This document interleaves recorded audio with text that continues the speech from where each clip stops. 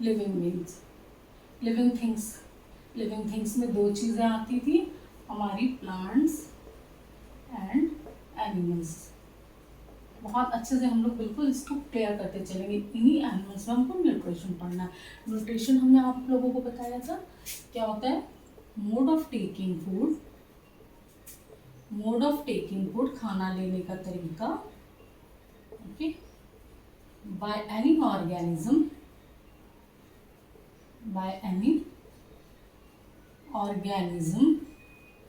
mode of taking food by any organism and its utilization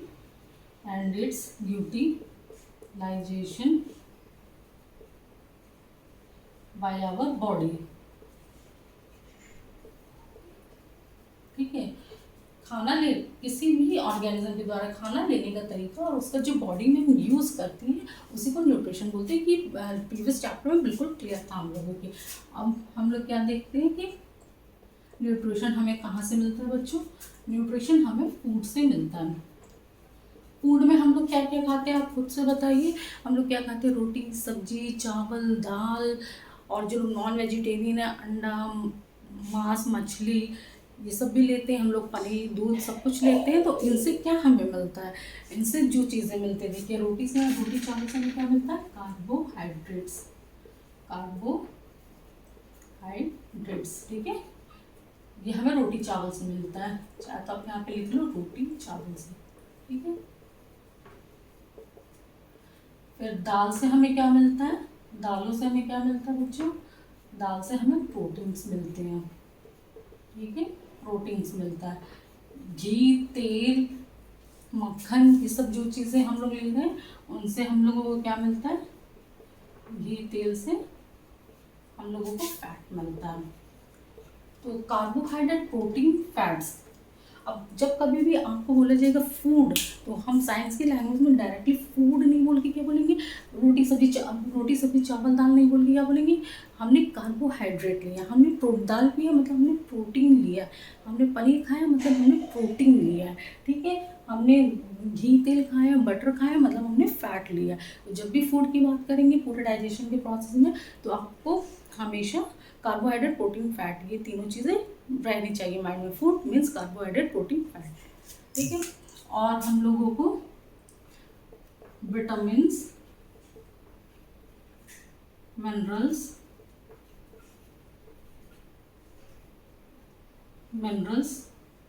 ठीक है, और water भी मिलता है। ठीक है, विटामिन्स मिनरल्स एंड वाटर भी ये हमारी बॉडी को प्रोवाइड होता है। विटामिन मिनरल्स कैसे प्रोवाइड होता है, हम लोग जिस सब्जियां लेते हैं वेजिटेबल से हमें विटामिन मिनरल्स मिलता है, वाटर से भी, और पानी भी हम लोग पीते हैं। ठीक है, जो हमारी बॉडी में जाता है। तो इस तरह से कार्बोहाइड्रेट प्रोटीन फैट ये क्या हुआ बच्चों, ये इनको हम लोग बोलते हैं कॉम्प्लेक्स सब्सटेंसेस। ये क्या हो गए, कॉम्प्लेक्स सब्सटेंसेस। ये कॉम्प्लेक्स सब्सटेंसेस या हिंदी में इनको जटिल पदार्थ बोलते हैं। और विटामिन मिनरल्स एंड वाटर ये क्या हो गए, ये सिंपल सब्सटेंसेस।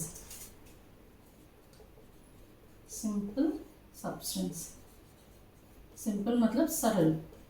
ठीक है, ये फूड के कॉम्प्लेक्स कंपोनेंट्स हो गए, कार्बोहाइड्रेट प्रोटीन एंड फैट। ये फूड के कंपोनेंट्स ही तो हैं, घटक है फूड के। हम रोटी चावल जो कुछ भी जा रहा है पूरा खाना हमारा रोटी चावल दाल सब्जी सब कुछ है, तो उनसे हमें कार्बोहाइड्रेट प्रोटीन और फैट मिल रहा है। इनको हम लोग कॉम्प्लेक्स सब्सटेंसेस क्यों बोलते हैं और इनको क्यों सिंपल सब्सटेंसेस बोलते हैं, क्यों, क्योंकि हमारी बॉडी जो विटामिन मिनरल्स एंड वाटर है इसको हम जिस फॉर्म में लेते हैं हमारी बॉडी उसी फॉर्म में इसको अब्जॉर्ब कर लेती है। मतलब सिंपल जैसे ले रहे हैं उसी रूप में इसको हमारी बॉडी ग्रहण कर ले रही है, उसका पाचन कर लेती है। ठीक है, और शोषण कर ले रही है। और कार्बोहाइड्रेट और प्रोटीन और फैट्स इनको हम जिस फॉर्म में ले रहे हैं हमारी बॉडी उसी फॉर्म में इनको अब्जॉर्ब नहीं कर पाती है, क्योंकि कॉम्प्लेक्स एंड जटिल हैं। इसको एग्जाम्पल से इस तरह से समझिए बच्चों आप, जैसे कि एक लकड़ी का गट्ठर है, उसमें 7-8 लकड़ियाँ, अगर आपको बोलना जाए तोड़ने के लिए तो आपको तोड़ने में प्रॉब्लम होगी थोड़ी। उसी लकड़ी के गट्ठर को तोड़ के एक एक लकड़ी अलग अलग कर दी जाए और अब आपको बोला जाए तोड़ने के लिए तो आप सिंपली उसको तोड़ सकते हैं, ब्रेक डाउन कर लेंगे, ठीक है, प्रॉब्लम नहीं होगी। इसी तरह से हम जब कॉम्प्लेक्स सब्सटेंसेस को, कार्बोहाइड्रेट, प्रोटीन्स और फैट को इनके सिंपलर फॉर्म में कन्वर्ट कर देंगे, इनके सिंपलेस्ट फॉर्म में तोड़ देंगे, ब्रेक डाउन कर देंगे, तो हमारी बॉडी इजिली इनको अब्जॉर्ब कर लेगी, ले लेगी, ठीक है। अभी देखिए आप, ये जो कार्बोहाइड्रेट, प्रोटीन और फैट्स है, बॉडी को अब्जॉर्ब करने के लिए हम इनको सिंपल फॉर्म में तोड़ेंगे, ठीक है।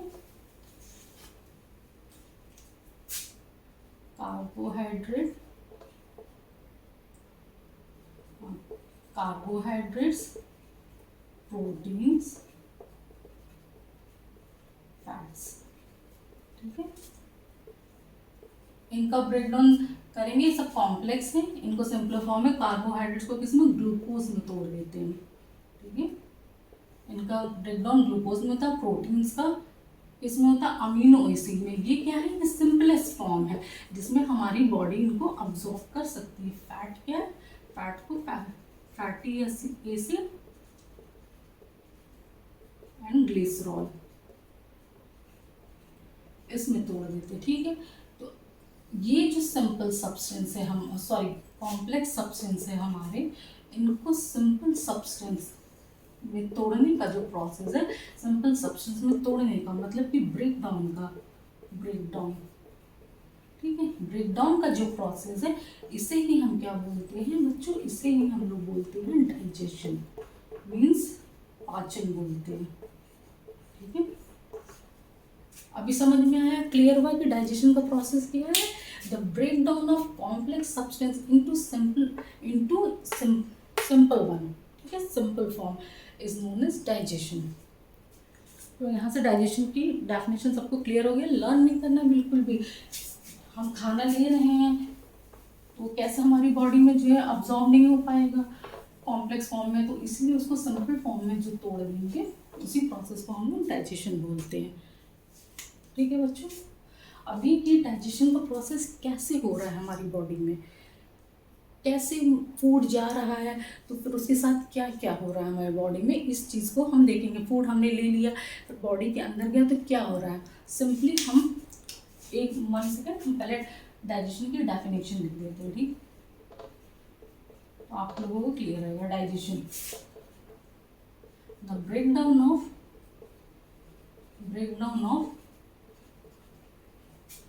Complex components of food means components of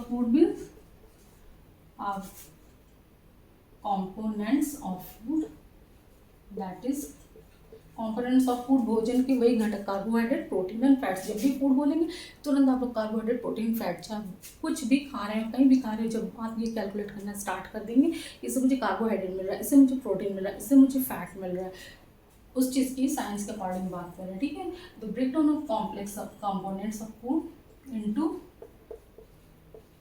simple form is known as digestion, ठीक है, ये डाइजेशन का प्रोसेस है, is known as digestion। अब ये सोचिए बच्चों कि डाइजेशन का प्रोसेस हो कैसे रहा। हम खाना खाते हैं, ठीक है, हम खाने को क्या कर रहे हैं कि हमने उठाया अपने मुंह में डाला, खाना मुंह में रख रहे हैं, खाने को कुछ भी कोई भी चीज़ खा रहे हैं, रोटी सब्जी, चावल, दाल, बर्गर, पिज़्ज़ा, कुछ भी जो कुछ भी खा रहे हैं मुंह से ही तो जाता है हमारी बॉडी के अंदर, तो हम अपने मुंह में उसको डाल रहे हैं, ठीक है। और या फिर हम स्पून से खा रहे हैं या किसी भी चीज़ से खा रहे हैं, कोई अदर पर्सन भी हमें खिला रहा है, हमारे मदर खिला रहे हैं, हमारे फादर, कोई भी हमारे मुंह में ही डाल रहे हैं, यानी माउथ के थ्रू खाना हमारी बॉडी के अंदर जा रहा है। तो माउथ के थ्रू खाने को माउथ के थ्रू खाना हमारी बॉडी के अंदर जा रहा है, इसी चीज़ को माउथ में रखने के प्रोसेस को बच्चों हम लोग क्या बोलते हैं, इंजेशन, यानी अंतर्ग्रहण, हिंदी में अंतर्ग्रहण बोलते हैं, इंजेशन का प्रोसेस बोलते हैं, मुंह में रखने के, खाना को माउथ में रखने के प्रोसेस को। अभी क्या हुआ, माउथ में रख दिया, अब आप ये सोचिए कि खाना माउथ में मुंह में रख दिया हमारे, फिर वो कैसे हमारे स्टमक तक पहुंच रहा है, कैसे पहुंच रहा है। क्या हम लोगों ने देखा था प्लांट्स में क्या होता है कि पाइप्स होती है, वेसल्स होती है, जाइलम फ्लोएम, जो खाने को लेकर जाती है, जो पानी को रूट से लेकर लीफ तक जाती है और डिफरेंट पूरे पार्ट्स ऑफ प्लांट्स में जाती है, और फूड को फ्लोएम लेके जाती है। तो क्या इसी तरह से हमारे माउथ से लेके स्टमक तक भी कोई पाइप लगी होती है, या फिर कोई ऐसी मशीन है कि हमने मुंह में रख दिया, उसने धक्का दे दिया बिल्कुल से और वो पेट में चला गया, या फिर कोई ऐसा झूला वूला लगा है कि जो चीज़ हमने माउथ में रखी और वो बिल्कुल स्लिप होते हुए नीचे स्टमक में पहुंच गई। तो बच्चों, जो भी फूड हम लोग माउथ में रख रहे हैं, तो क्या होती है, एक कैनल होती है हमारा, जो है एक कॉन्टिन्यूस कैनल होती है, जिसके थ्रू हमारा फूड बकल कैविटी से लेके एनस तक पहुंचता है। साइंस की लैंग्वेज में हम बोलेंगे बकल कैविटी, यानी माउथ, हमने माउथ में रखा बकल कैविटी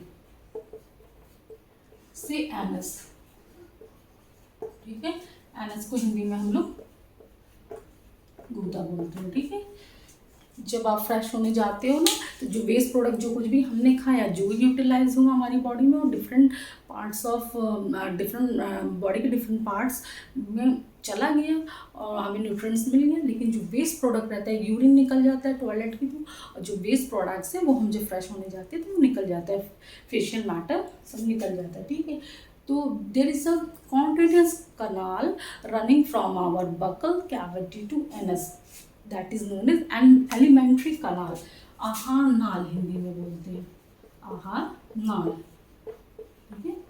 इसके थ्रू फूड हमारा माउथ से लेके वेरियस ऑर्गन ऑफ बॉडी में जाता है, और वहाँ पे उसका धीरे धीरे क्या होता है कि डाइजेशन का प्रोसेस होता है। डाइजेशन का प्रोसेस कैसे होता है? डाइजेशन का प्रोसेस वहीं पे होगा जहाँ पे डाइजेस्टिव एंजाइम होंगे। अभी डाइजेस्टिव एंजाइम क्या चीज़ है? कैसे, क्यों किसी चीज़ को तोड़ने के लिए डाइजेशन के प्रोसेस में क्या होता है कि कॉम्प्लेक्स फॉर्म ऑफ फूड को सिंपल में तोड़ते हैं। कैसे तोड़ेंगे? तोड़ने के लिए कोई चीज़ तो चाहिए, बड़ा सा पत्थर है, उसे तोड़ने के लिए आपको हथौड़े चाहिए होते हैं, उसको छोटे छोटे टुकड़ों में करने के लिए और फाइन में करने के लिए उसको पीसते हैं हम। तो अभी इसको फूड के कॉम्प्लेक्स फॉर्म को सिंपल में तोड़ने के लिए हमें क्या चाहिए? डाइजेस्टिव एंजाइम्स होते हैं। जब हमारा फूड एलिमेंट्री कनाल के वेरियस पार्ट से होकर गुजरता है तो क्या होता है कि डाइजेस्टिव एंजाइम्स होते हैं जो फूड का डाइजेशन करते हैं, ठीक है, उसको सिंपलर फॉर्म में कन्वर्ट करते हैं। अभी आप देखिए, और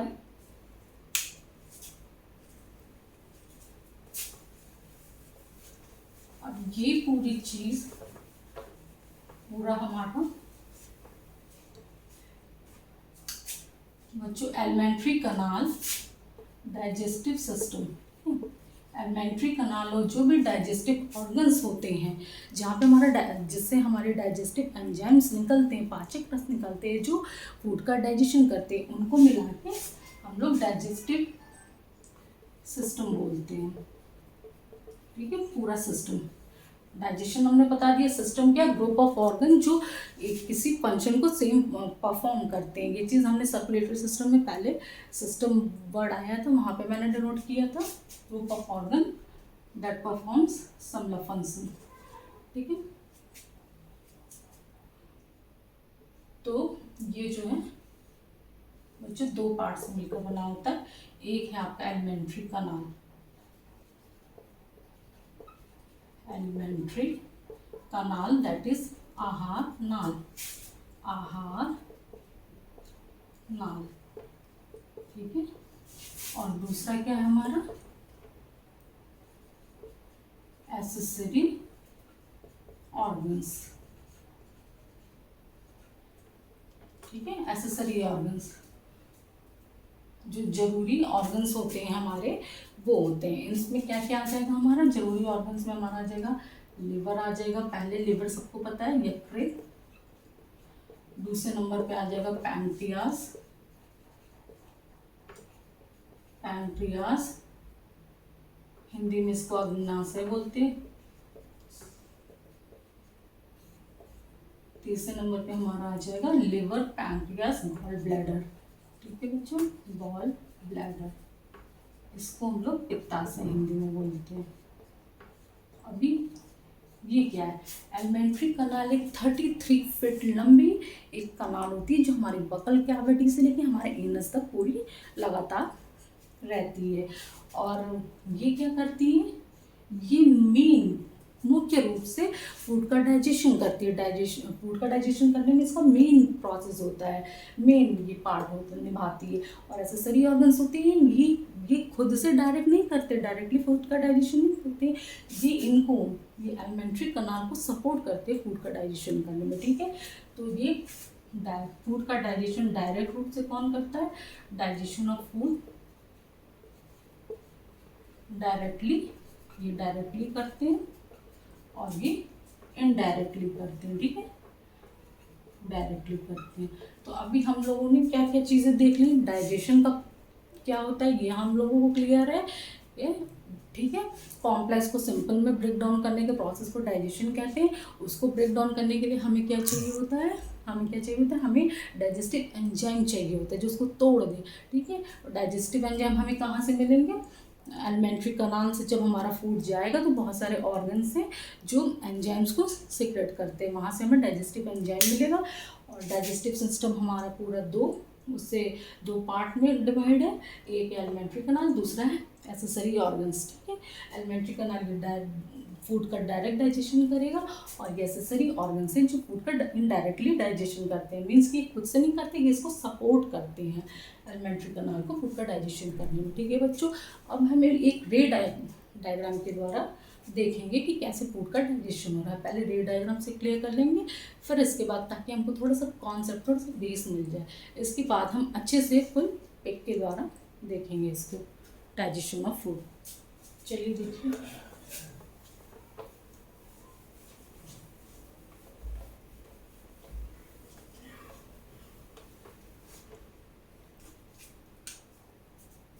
सबसे पहले हमारा फूड कहाँ पे है? हमने माउथ में लिया, ठीक है, मुख में ले लिया हमने फूड, ठीक है। फिर मुख से कहाँ पे आया? ग्रसनी, या इसको इंग्लिश में फैरिंक्स बोलते हैं। आप चाहिए तो इंग्लिश में, हिंदी में भी लिख लीजिए इसको सेम साथ में, ठीक है, फैरिंक्स। फिर इसके बाद ओइसोफेगस में आ गया हमारे, ओइसोफेगस, ठीक है। माउथ से फैरिंक्स में आया, फैरिंक्स से ओइसोफेगस में आया, ओइसोफेगस से हमारे कहाँ पे आ गया? स्टमक में आ गया। स्टमक मतलब पेट में आ गया फूड, यस, ठीक है, स्टमक में आया। स्टमक से खाना हमारे कहाँ आ गया? स्टमक से, ठीक है, माउथ में आया, माउथ से फैरिंक्स में आया, फैरिंक्स से ओइसोफेगस में आ गया,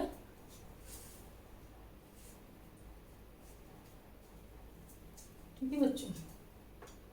आपके हाँ, माउथ में आया, माउथ से फैरिंक्स में आया, फैरिंक्स से ओइसोफेगस, ओइसोफेगस से स्टमक में आ गया, स्टमक से हमारे इंटेस्टाइन में खाना जाएगा, ठीक है।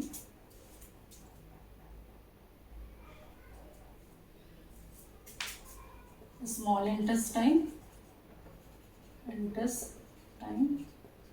यानी इसको छोटी आंत बोलते हैं हिंदी में। और छोटी आंत के 3 पार्ट्स होते हैं बच्चों, डिओडेनम,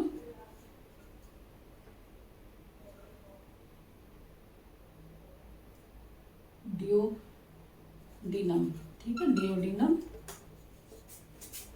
इलियम, जेजुनम,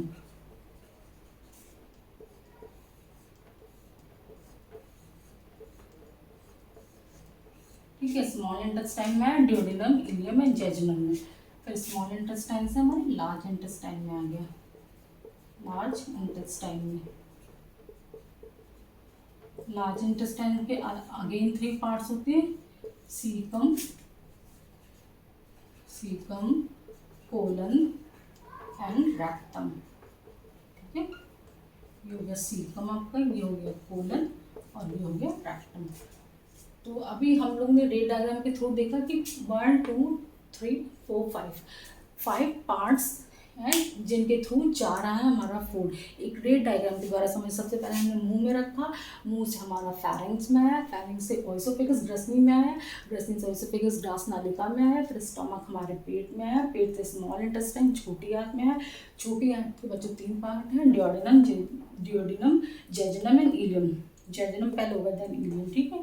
फिर इसके बाद हमारा लार्ज इंटेस्टाइन में है, लार्ज इंटेस्टाइन में caecum, colon and caecum, colon and rectum. अभी यहाँ पे देखेंगे कि कैसे फूड का डाइजेशन कैसे हो रहा है। मुंह में है तो मुंह में हमारा सबसे पहले क्या होता है, ठीक है, माउथ में आया, जैसे हमने खाना माउथ में रखा तो यहाँ पे एक एंजाइम होता है, हमने बताया था टाइलिन एंजाइम, ठीक है। ये क्या करता है कि कार्बोहाइड्रेट को किस में बदल देता है, शुगर में बदल देता है, ठीक है। ये कार्बोहाइड्रेट को शुगर में बदल देता है। हमने रोटी जब हम खाते हैं उसको सूखी रोटी चबाते हैं, कभी कभी ऐसे ही खा लेते हैं रोटी सादी, तो हमें चबाने के बाद मीठी लगती है। क्यों मीठी लगती है बच्चों, क्योंकि उसका जो कार्बोहाइड्रेट, रोटी से हमें कार्बोहाइड्रेट मिल रहा है, ये चीज़ हमने बताई थी ना, वो शुगर में कन्वर्ट हो जाता है। तो ठीक है, ये क्या करता है, टाइलिन एंजाइम कार्बोहाइड्रेट को शुगर में बदल देता है। तो ये माउथ में खाना आ गया, टाइलिन एंजाइम इसको कार्बोहाइड्रेट को शुगर में चेंज कर दिया। और डाइजेशन का जो प्रोसेस है ये यहीं से स्टार्ट होता है, हमारा माउथ से डाइजेशन का प्रोसेस माउथ से ही स्टार्ट होता है। अभी ये आ गया फेरिंक्स एंड ओइसोफेगस। अब यहाँ पे ग्रसनलिका में क्या होता है बच्चों, यहाँ पे कोई डाइजेशन नहीं होता है। क्यों नहीं होता है, अभी हमने पहले क्या पढ़ा था कि डाइजेशन वहीं पे होता है जहाँ पे डाइजेस्टिव एंजाइम होते हैं। तोड़ने के लिए एंजाइम होंगे तभी तो वहाँ पे डाइजेशन होगा, और जहाँ पे एंजाइम नहीं होते वहाँ पे डाइजेशन कैसे होगा। तो फेरिंक्स और ओइसोफेगस में कोई भी डाइजेस्टिव एंजाइम नहीं पाए जाते, इसलिए वहाँ पे डाइजेशन नहीं होता है, ठीक है। तो वो सिर्फ क्या करते कि वो फूड को जो है आगे बढ़ाने का काम करते हैं, फूड को आगे भेज देते हैं स्टमक में। अब स्टमक में आ गया बच्चों, यहाँ पे क्या होता है कि यहाँ पे सबसे ज़्यादा प्रोटीन का डाइजेशन होता है। किसका, मेनली प्रोटीन का मैक्सिमम डाइजेशन होता है, ठीक। सबसे ज़्यादा डाइजेशन यहाँ माउथ से स्टार्ट होता है, यहाँ पे सबसे ज़्यादा प्रोटीन का डाइजेशन होता है। यहाँ पे 2 तरह की एंजाइम पाई जाती हैं, आप देख लो। एक हो गई आपकी पेप्सिन, एंड दूसरी एंजाइम आपकी रेनिन है, ठीक है। ये पेप्सिन एंजाइम ये नॉर्मल प्रोटीन का डाइजेशन करती है, ठीक है। और रेनिन एंजाइम क्या होती है, ये दूध में पाई जाने वाली केसिन प्रोटीन, इसका केसिन प्रोटीन का डाइजेशन करती है। दूध में कौन सी एंजाइम बच्चों पाई जाती है, दूध में यहाँ पे आप लोग को दिख रहा है केसिन, ठीक है, इसका पाचन करती है। तो स्टमक में हमारे प्रोटीन का मैक्सिमम डाइजेशन हो गया सबसे ज़्यादा। पेप्सिन एंड रेनिन 2 टाइप के एंजाइम पाए जाते हैं, ठीक है। अब इसके बाद हमारा स्टमक से खाना स्मॉल इंटेस्टाइन में आ गया। स्मॉल इंटेस्टाइन के 3 part, duodenum, jejunum and ileum. जो जेजुनम इधर आ जाएगा, मध्यांतर, और इलियम इधर चला जाएगा। ये मध्यांतर है, शेषांतर है, ठीक है। फिर ड्यूडेनम में क्या होता है, यहाँ पे फूड का सबसे ज़्यादा डाइजेशन होता है। यहाँ पे तो प्रोटीन का मैक्सिमम डाइजेशन होता है, अब यहाँ पे खाने का सबसे ज़्यादा डाइजेशन होता है, फूड का, ठीक है। फूड का मैक्सिमम डाइजेशन होता है। क्यों फूड का मैक्सिमम डाइजेशन होता है, क्योंकि यहीं पे 2 मेन ऑर्गन होते हैं, एक होता है लिवर, दूसरा होता है पैंक्रियास। और ये क्या करता है, ये दोनों क्या करते हैं, डाइजेस्टिव एंजाइम्स निकालते हैं, जो फूड के जो कार्बोहाइड्रेट, प्रोटीन, फैट्स जो भी हैं उनको सिंपलेस्ट फॉर्म में तोड़ देते हैं, ठीक है। इसलिए यहाँ पे फूड का मैक्सिमम डाइजेशन होता है। अभी क्या था, ड्यूडेनम, जेजुनम एंड इलियम। अब खाना जो है इलियम में क्या होता है, इलियम ये आपका यहाँ पे था ना, तो इलियम में, अच्छा आप रख कर इसको लिखिए लो 1 मिनट,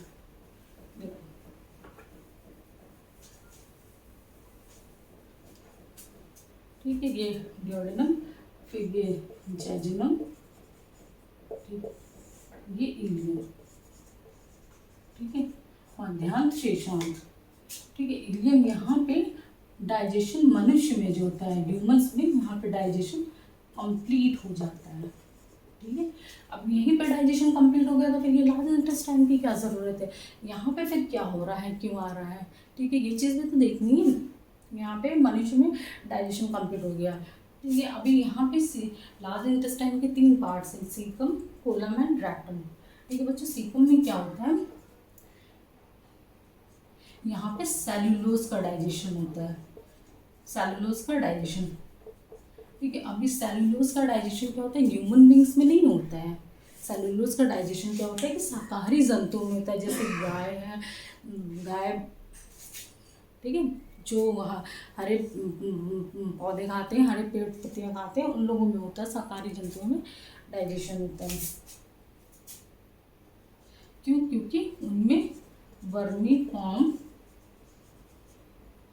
जैसे पापा भी ये देखो, उनमें अपेंडिक्स पाई जाती, ठीक है।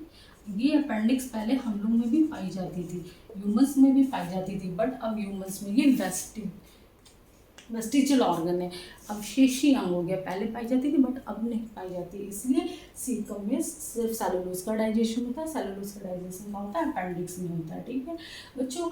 यहाँ तक फूड का मनुष्य में आपका डाइजेशन कंप्लीट हो जाता है, बट ये लार्ज इंटेस्टाइन यहाँ पे, जब यहाँ पे कंप्लीट हो जाएगा स्मॉल इंटेस्टाइन में, तो ज़रूरत क्या लार्ज इंटेस्टाइन की, इसको भी तो आगे हम लोगों को देखना, ठीक है। इसको आगे के लेक्चर में हम लोग कवर करेंगे, जो पूरा अच्छे से हम लोग फिगर के द्वारा इसको समझेंगे।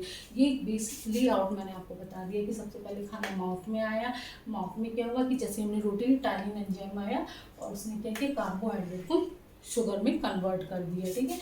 माउथ में टाइलिन एंजाइम होती है, ठीक है, टाइलिन एंजाइम, और यहीं से डाइजेशन स्टार्ट होता है, माउथ से स्टार्ट होता है। फेरिंक्स और एसोफेगस में कोई डाइजेशन नहीं होता है, क्योंकि यहाँ पर डाइजेस्टिव एंजाइम होती ही नहीं है। पर स्टमक में आ जाइए, यहाँ पे क्या होता है कि प्रोटीन का मैक्सिमम डाइजेशन होता है। प्रोटीन का सबसे ज़्यादा डाइजेशन कहाँ पे होता है, स्टमक में। डाइजेशन स्टार्ट माउथ से, प्रोटीन का मैक्सिमम डाइजेशन स्टमक में, स्टमक में होता है। फूड का मैक्सिमम डाइजेशन ड्यूडेनम में होता है, और डाइजेशन कंप्लीट ह्यूमन बींग्स में कहाँ पे होता है, इलियम में होता है। तो ये 4 पॉइंट आप लोगों को क्लियर है, ठीक है। स्टमक में क्या होता है कि पैप्सिन और रेनिन 2 एंजाइम्स पाई जाती है। पैप्सिन नॉर्मल प्रोटीन का डाइजेशन करती है, रेनिन जो होती है मिल्क में पाई जाने वाली केसिन प्रोटीन का डाइजेशन करती है, ठीक है। और ड्यूडेनम में फूड का मैक्सिमम डाइजेशन होता है, क्योंकि लीवर और पैंक्रियास 2 ऑर्गन पाए जाते हैं, जो कि बहुत सारे मतलब डाइजेस्टिव एंजाइम्स निकालते हैं, जो फूड के कॉम्प्लेक्स फॉर्म को सिंपल फॉर्म में कन्वर्ट करते हैं। फिर अब इलियम में कंप्लीट हो जाता है डाइजेशन। देन यहाँ पे सीकम में क्या होता है कि सिर्फ सेलुलोज का डाइजेशन होता है, और किसमें होता है, जो शाकाहारी जंतु होते हैं उनमें होता है, क्योंकि उनमें अपेंडिक्स पाई जाती है और हम लोग में अपेंडिक्स नहीं पाई जाती है। ये अब हम लोगों में अवशेषी अंग हो गया, ठीक है बच्चों। तो ये चीज़ें बस इसमें एक बेसिक लेआउट है। अब आगे हम लोग सेकंड लेक्चर में देखेंगे, पूरा इसको कंप्लीट करेंगे अच्छे से। Thank you.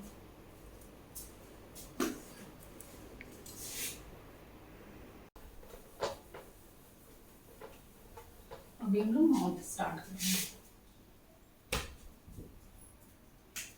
ठीक है बच्चों। माउथ, ठीक है। माउथ में हमारे कितने पार्ट्स होते हैं, देखिए सब लोग अपना माउथ देखिए, हमको बुक से नहीं देखना पड़ेगा या किसी और से नहीं पूछना पड़ेगा। माउथ में क्या है हमारे, सबसे पहले तो ये टंग दिख रही है, नीचे क्या है, टंग है, ऊपर क्या है, ऊपर ये एक पार्ट है जिसे हम लोग तालू बोलते हैं, ठीक है। तंग हो गया, टंग हो गया, तालू हो गया, दांत हमारे दिख रहे हैं, ठीक है। 3 पार्ट्स हो गए। और क्या होता है बच्चों, जब खाना हमारे सामने आता है तो हमारे मुंह में पानी आ जाता है, मुझे मतलब लालच आ रही है खाना देख के, तो ये जो पानी आ जाता है, ये पानी क्या है, ये स्लाइवा है, ठीक है। ये पानी स्लाइवा है। स्लाइवा कहाँ से आता है, हमारे स्लाइवरी ग्लैंड से। तो इस तरह से माउथ में हमारे 4 पार्ट्स हो गए, ठीक है बच्चों। पहला पार्ट हमारा क्या हो गया, पहला पार्ट क्या हो गया हमारा, हमने बताया पैलेट, जो ऊपर का पार्ट है पैलेट यानी तालू, ठीक है। सेकंड पार्ट हमारा क्या हो गया, सेकंड पार्ट टंग हो गया, ठीक है। टंग यानी जीवा, जीवा यानी जीव, इसको जीव भी बोल सकते हैं, ठीक है। जीव हम बोलते ही हैं। पैलेट हो गया, टंग हो गया। फिर तीसरा पार्ट हमारा क्या था, तीसरा पार्ट हमारा टीथ हो गया, दांत हो गया, और चौथा पार्ट हमारा हो गया स्लाइवरी ग्लैंड्स, स्लाइवरी ग्लैंड्स यानी लार ग्रंथि, ठीक है। लार ग्रंथि हिंदी में भी लिखते चल रहे हैं ताकि सबको क्लियर है।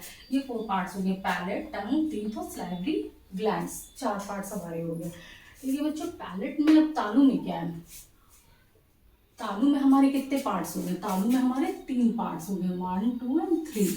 पहले जो जहां तक आप अपना टंग ऊपर ले जाइए, ऊपर ये जो ऊपर ये पार्ट है इसको टच कीजिए, जहां तक हमारा टंग टच कर ले रहा है उसको हम लोग हार्ड पैलेट या कठोर तालू बोलते हैं, ठीक है। हार्ड पैलेट या कठोर तालु। और उसके बाद जहाँ तक टच किया वो हार्ड हो गया, उसके बाद आगे का जो है सॉफ्ट बोलते हैं, सॉफ्ट या सॉफ्ट पैलेट या कोमल, ठीक है, कोमल तालु। और इसके नीचे हार्ड पैलेट हो गया, सॉफ्ट हार्ड पैलेट हो गया, सॉफ्ट पैलेट हो गया। इसके बाद के सॉफ्ट पैलेट के आगे अंदर की तरफ क्या होता है, एक वी शेप का। जब आप टॉर्च जला के अपना मुंह ऐसे बड़ा सा खोल के देखेंगे, तो बड़ा सा खोलेंगे, सामने वाला कोई देखेगा तो उसको क्या दिखेगा, एक वी शेप्ड का स्ट्रक्चर दिखेगा, वी शेप्ड की संरचना दिखेगी, स्ट्रक्चर दिखेगा, जिसे हम अलवा बोलते हैं, ठीक है। Hard palate, soft palate, V shaped structure, अलवा। ये अलवा क्या होता है बच्चों, जब हम खाना खाते हैं ना, तो क्या होता है कि हमारे फूड पाइप और विंड पाइप साथ साथ में नीचे, मतलब एक ही साथ होके जाती है, तो कहीं खाना हमारा गलती से विंड पाइप में ना चला जाए, इसीलिए अलवा प्रेजेंट होता है। अलवा क्या करता है, ये हमारे खाने को नाक के छिद्र में जाने से ये रोकता है, स्टॉप करता है, ठीक है। अब पैलेट के 3 पार्ट्स हमें क्लियर हो गए। जहाँ तक हमारी टंग ऊपर लिखाने पर टच कर रही है उसे हार्ड पैलेट, और उसके आगे का जहाँ नहीं टच कर पा रही है उसे सॉफ्ट पैलेट, और उसके आगे अंदर की तरफ एक वी शेप्ड स्ट्रक्चर होता है जिसे हम लोग अलवा बोलते हैं, ठीक है। अब इसके बाद हम आएंगे टंग पे। सेकंड पॉइंट हमारा टंग हो गया। तो टंग देखते हैं बच्चों, क्या इसको क्लियर हम लोग कर लेते हैं। टंग आप लोग को सबको पता है, सबके पास टंग है ना। सेकंड माउथ का सेकंड पार्ट टंग है, ठीक है, माउथ लिखे रहने दीजिए तभी क्लियर होगा। सेकंड पार्ट इसका टंग चल रहा है। तो टंग यानी जीभ, ये क्या हेल्प करती है बच्चों, टंग हमारी बोलने में हमें हेल्प करती है, ठीक है, बोलने में। It helps in speaking, it helps in speaking, ठीक है, इट हेल्प्स इन स्पीकिंग, बोलने में हमारी मदद करती है। फिर सेकंड ये क्या मदद करती है, इट हेल्प्स इन स्वेलोइंग। कैसे ये स्वेलिंग में हेल्प करती है, it helps in swallowing, SWLLWING, ठीक है, निगलने में। स्वेलिंग मतलब निगलना, खाने को निगलने में हमारी मदद करती है। It helps in, it mixes food in saliva, ठीक है, भोजन में लार को मिलाती है। देखिए बच्चों की बोलने में हमारी मदद, हम बोल रहे हैं टंग की हेल्प से हम बोल रहे हैं, टंग भी हेल्प करती है, ठीक है। फिर इट हेल्प्स इन स्वेलिंग, खाना को निगलने में हमारी मदद करती है। It mixes food in saliva, जैसे ही हम खाने को देखते हैं ना, कोई बहुत टेस्टी खाना रहा हमारे सामने बस रखा है, उसकी स्मेल से और उसको देखने से हमें क्या होता है ना, लालच आने लगती है, मुंह में जो हमारे पानी भर आता है उसी को हम स्लाइवा बोलते हैं। जो भी हम मुंह में खाना खा रहे हैं, बर्गर ही खा रहे हैं, ठीक है, दांत उसको च्यू करता है, लेकिन स्लाइवा जब उसमें मिल जाता है तो वो निगलने में आसानी से हम निगल सकते हैं उसको, और आसानी से दांत से च्यू करके छोटे छोटे पार्टिकल्स में बदल जाते हैं, जिससे वो आराम से इजली जो है हमारे बॉडी के अंदर चला जाता है, ठीक है, यहाँ से स्वैलो हो जाता है हमसे, ठीक है। और इट हेल्प्स इन, फोर्थ है टेस्टिंग फूड, टेस्टिंग फूड। अब ये कैसे होता है बच्चों, हमें कैसे पता चलता कोई भी खाना है, टेस्ट मतलब स्वाद, उसका खाने का स्वाद क्या है, मीठा है, नमकीन है, तीखा है, कड़वा, नीम की पत्ती खाए, अरे बाप रे बहुत कड़वा, दवाइयाँ वगैरह कड़वी होती है, कैसे हमें पता चलता है। कोई चीज़ खाएंगे बहुत मीठी है, कोई खा रहे हैं, कोई चीज़ खा रहे हैं, अरे इसमें सॉल्ट बहुत है, ये सॉल्टी, ये कैसे पता चलता है, ये हमें पता चलता है टंग से पता चलता है। टंग से कैसे पता चलता है बच्चों, ये देखिए, टंग से ऐसे पता चलता है कि मान लीजिए सब ये हमारी टंग है, ठीक है। टंग में क्या होता है, टेस्ट बर्ड्स होते हैं, टंग में क्या होता है, टेस्ट बर्ड्स होती हैं। टेस्ट बर्ड्स में स्वाद कलिकाएं, हिंदी में हम इनको स्वाद कलिकाएं बोलते हैं, ठीक है। ये 3 हमारा टंग है, ये हमारा टंग का आगे का पार्ट, ये आगे का पार्ट है, ठीक है, ये आगे का पार्ट है। तो इसे हम लोग अग्रभाग बोलते हैं टंग का, ठीक है, अग्रभाग। ये दोनों साइड के हो गए, ये पार्श्व भाग यानी लेटरल हो गया, और ये हमारा पीछे का यानी पश्च भाग। यहीं पे हमारे 3 जगह टेस्ट बर्ड्स होती हैं, ठीक है, अग्रभाग में होती है आगे की तरफ, टंग के साइड में होती है, पीछे की तरफ होती है। जो आगे की तरफ होती है ये हमें स्वीट एंड सॉल्ट बताती है, ठीक है, कोई भी खाना मीठा है या नमकीन है ये हमें बताती है।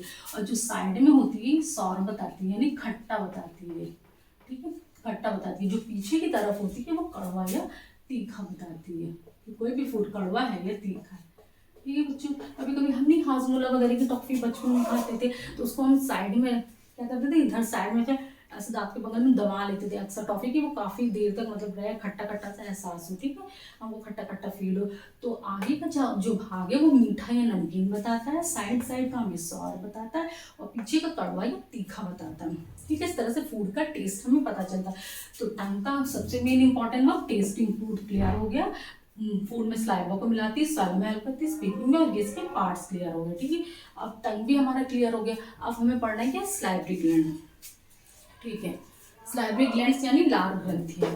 अभी आप आइए स्लाइवरी ग्लैंड्स में। स्लाइवरी ग्लैंड्स क्या है, हमने आपको बताया था ना, तीसरा पॉइंट, यहाँ से स्लाइवा निकलती है, जो मुंह में पानी जैसा हमारे आता है, कहते हैं अरे हिंदी में बोलते मुंह में पानी भराया। पानी भराने का मतलब क्या होता है कि लालच आने लगा, ठीक है, लालच आने लगा। तो तीसरा पॉइंट हमारा क्या था, स्लाइवरी ग्लैंड्स, स्लाइवरी ग्लैंड्स, ठीक है, यानी लार ग्रंथियां। अब बच्चों क्या होता है कि डेली टोटल होता है ना, हमारे मुंह में लार आता है, तो दिन भर में कितना लार आता है। जैसे टॉयलेट जाते हैं तो बच्चे, छोटे बच्चे बहुत माइंड में चलता है कितना टॉयलेट करते होंगे दिन भर में, कितना पानी पी जाते होंगे दिन भर में, क्वेश्चन राइज होता है ना सबके मुंह पे।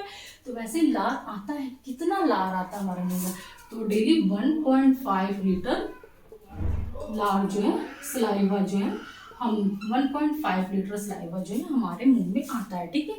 1.5 लीटर सलाइवा डेली आता है। सलाइवा का पीएच वैल्यू 6.8 पीएच वैल्यू इसका होता है, पीएच वैल्यू होता है अप्रॉक्स होता है, ठीक है। 6.8 पीएच वैल्यू इसका, 6.8 पीएच वैल्यू क्या होता है, इसका अप्रॉक्स होता है, ठीक है। सलाइवा का पीएच वैल्यू 6.8 अप्रॉक्स होता है, ठीक है। अब क्या है इसका, हम लोग ने स्लाइवरी ग्लैंड पढ़ लिया, 1.5 लीटर सलाइवा डेली बनता है, और इतना। अब स्लाइवरी ग्लैंड्स 3 तरह की होती है बच्चों, कितनी थी, 3 तरह की होती है। पहली होती है हमारी सबलिंगुअल होती है, ठीक है, सबलिंगुअल। पहली क्या होती है, सबलिंगुअल होती है, दूसरी होती है पैराटॉइड, पैराटॉइड, तीसरी होती है सब मैक्सिलरी, सब मैक्सिलरी या सब मैंडिबुलर, सब मैंडिबुलर, ठीक है, ये व्यू है, ठीक है। सबलिंगुअल, पैराटॉइड, सब मैक्सिलरी या सब मैंडिबुलर। सबलिंगुअल क्या क्या होती है, वो जो सबसे स्मॉलेस्ट होती है, ये सबसे स्मॉलेस्ट स्लाइवरी ग्लैंड होती है, हाँ, ठीक है, स्मॉलेस्ट स्लाइवरी, छोटी स्लाइवरी ग्लैंड होती है, कहाँ होती है, हमारी जीभ के नीचे होती है, ये होती है जीभ के नीचे, ठीक है, सबसे स्मॉलेस्ट होती है, जीभ के नीचे होती है। पैराटॉइड हमारी कहाँ होती है, पैराटॉइड की बिगेस्ट होती है, सबसे बिगेस्ट स्लाइवरी ग्लैंड होती है, ठीक है। ये बिगेस्ट स्लाइवरी ग्लैंड होती है, कहाँ होती है, हमारे कान के पास होती है, ठीक है, ये कान के पास होती है। और सब मैक्सिलरी या सब मैंडिबुलर कहाँ होती है, ये हमारे जबड़े यानी जॉज में होती है, ठीक है बच्चों। ये स्लाइवरी ग्लैंड्स होगी, 3 तरह की स्लाइवरी ग्लैंड्स हमारे क्लियर है, टोटल इतना स्लाइवा बनता है, इसका पेज कर लीजिए।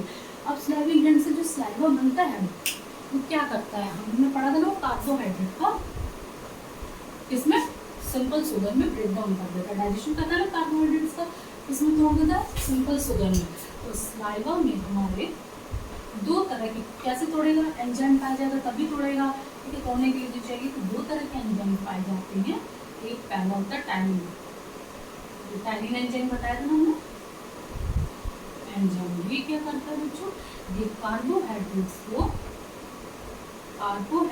भी शुगर में बदल देता है, सिंपल शुगर में ब्रेक डाउन कर देता है। तभी देखो कभी कभी हम लोग जो रोटी खाते हैं, सादी सिंपल रोटी खाते हैं, कुछ भी दाल सब्जी अचार किसी भी दूध वगैरह किसी भी चीज़ के साथ में खाए, सूखी रोटी कभी कभी खा लेते हैं ऐसे ही। तो जब हम उसको चबाते हैं ना बच्चों, तो चबाने में क्या मीठी लगने लगती है, बहुत मतलब मीठी मीठी सी, हल्की हल्की मीठी लगने लगती है। वो किस लिए लगती है, बिकॉज कार्बोहाइड्रेट्स होता है, और जब चबाते हैं तो लार उसमें मिक्स हो जाता है, वो लार इसी कार्बोहाइड्रेट्स को शुगर में ब्रेक डाउन कर देता है, इसलिए रोटी हमें मीठी लगती है, ठीक है। दूसरा इसमें क्या होता है, लाइसोजाइम एंजाइम, लाइसोजाइम, ठीक है, लाइसोजाइम एंजाइम, लाइसोजाइम एंजाइम। अब ये क्या चीज़ होती है, ये कहाँ से रहती है, बताओ इसका क्या काम है। देखो बच्चों क्या होता है कि हम कितना भी हैंड वॉश कर लें, सैनिटाइज कर लें, कुछ भी कर लें, ठीक है, लेकिन बैक्टीरिया होते हैं, जो हर जगह प्रेजेंट रहते हैं, ठीक है। बैक्टीरिया यूजफुल भी होते हैं, हार्मफुल भी होते हैं, जिससे हमें बीमारियाँ हो सकती है, ठीक है, नुकसान करके हमारे बॉडी में चले जाए, तो उसको फ़ायदा भी करते हैं, जैसे दूध वगैरह में पाए जाते हैं, ठीक है।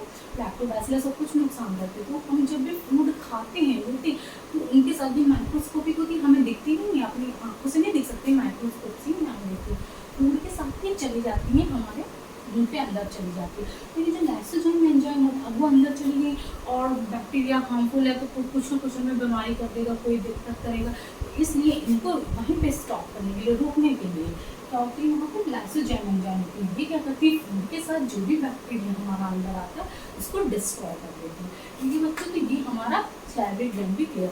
आज हम लोग ने फर्स्ट देखा टॉपिक माउथ का। माउथ में हमारे कितने पार्ट्स थे, अब हमने पढ़ा ऊपर वाला पैलेट, नीचे वाला टंग, टीथ एंड सलाइवरी ग्लैंड। इसमें से तीन को हम लोग ने पढ़ लिया, पैलेट को पढ़ा, टंग को पढ़ा और सलाइवरी ग्लैंड को पढ़ा। अभी टीथ हमारा बच्चा हुआ। टंग में हम लोग ने क्या पढ़ लिया, सॉरी पैलेट में हमने क्या पढ़ा था, हार्ड पैलेट, जहाँ तक टंग जा रही है उसके आगे सॉफ्ट पैलेट था, उसके आगे अलवा था जो फूड को नाक में जाने से रोकता है, ठीक है। ये तीन चीज़ हो गई। तो फिर टंग में हमने क्या पढ़ा, इसका मेन फंक्शन हमने देख लिया था। एक तो ये बोलने में हेल्प करता है, फिर स्लाइवा मिक्स करता है, जो पानी हमारे मुंह में था उसको मिक्स करता है, ठीक है, फिर स्लाइवा में हेल्प करता है, एंड फाइनल सबसे इम्पोर्टेंट फंक्शन की टेस्ट में हमारे हेल्प करता है। खाने का स्वाद ही कैसा है, कैसे हेल्प करता है। इनके पास टेस्ट बर्ड्स होते हैं, टेस्ट बर्ड्स कहाँ हमारे होते हैं, इसके आगे की तरफ होते हैं अंतर्भाग में, जो मीठा और नमकीन पता बताते हैं।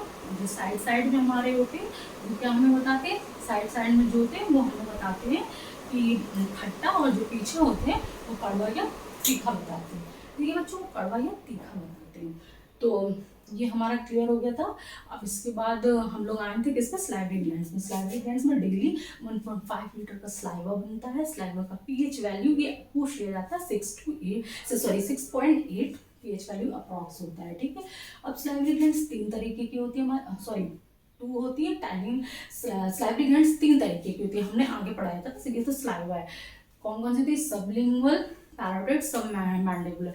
सबलिंगुअल क्या होती है, जीभ के नीचे होती है, स्मॉलेस्ट होती है। पैराटोइड सबसे बड़ी, कोई भी चीज़ है सबसे छोटा सबसे बड़ा तो होता है ना, वैसे स्लाइवरी ग्लैंड सबसे छोटी कौन सी होती है, सबलिंगुअल होती है। सबसे बड़ी पैराटोइड होती है। ये कहाँ पे होती है, ये हमारे कान के पास होती है। और तीसरी कहती है सब मैंडिबुलर या सब मैक्सिलरी, ये हमारी जॉस के पास होती है, ठीक है, जॉस के पास होती है। अब स्लाइवरी ग्लैंड में क्या होता है, स्लाइवा होता है। स्लाइवा में क्या होता है, दो स्लाइवा क्या करता है, दो एंजाइम्स पाए जाते हैं, टैनिन और एक लाइसोजाइम एंजाइम। टैनिन एंजाइम क्या करता है, कार्बोहाइड्रेट का शुगर में ब्रेक डाउन कर देता है। लाइसोजाइम एंजाइम जो खाना आया उसमें कुछ ना कुछ बैक्टीरिया वगैरह है तो उनको डिस्ट्रॉय कर देता है। इस तरह से पूरा चीज़ आपको क्लियर है, कहीं भी दोबारा नोट्स नहीं देखना, आपको कुछ नहीं करना है, बस अपने माउथ से बता देंगे कि हाँ नीचे टंग हो गई, ऊपर पैलेट हो गया, टीथ हो गया, हमारे स्लैग खाना देखो मुंह में पानी है, स्लैग ग्लैंड्स हो गए, ठीक है। अब नेक्स्ट लेक्चर में बच्चों हम लोग कवर करेंगे टीथ, दांत के बारे में। उसमें बहुत सिंपल छोटे से वीडियो में हम लोग कवर करेंगे, ठीक। थैंक यू बच्चों।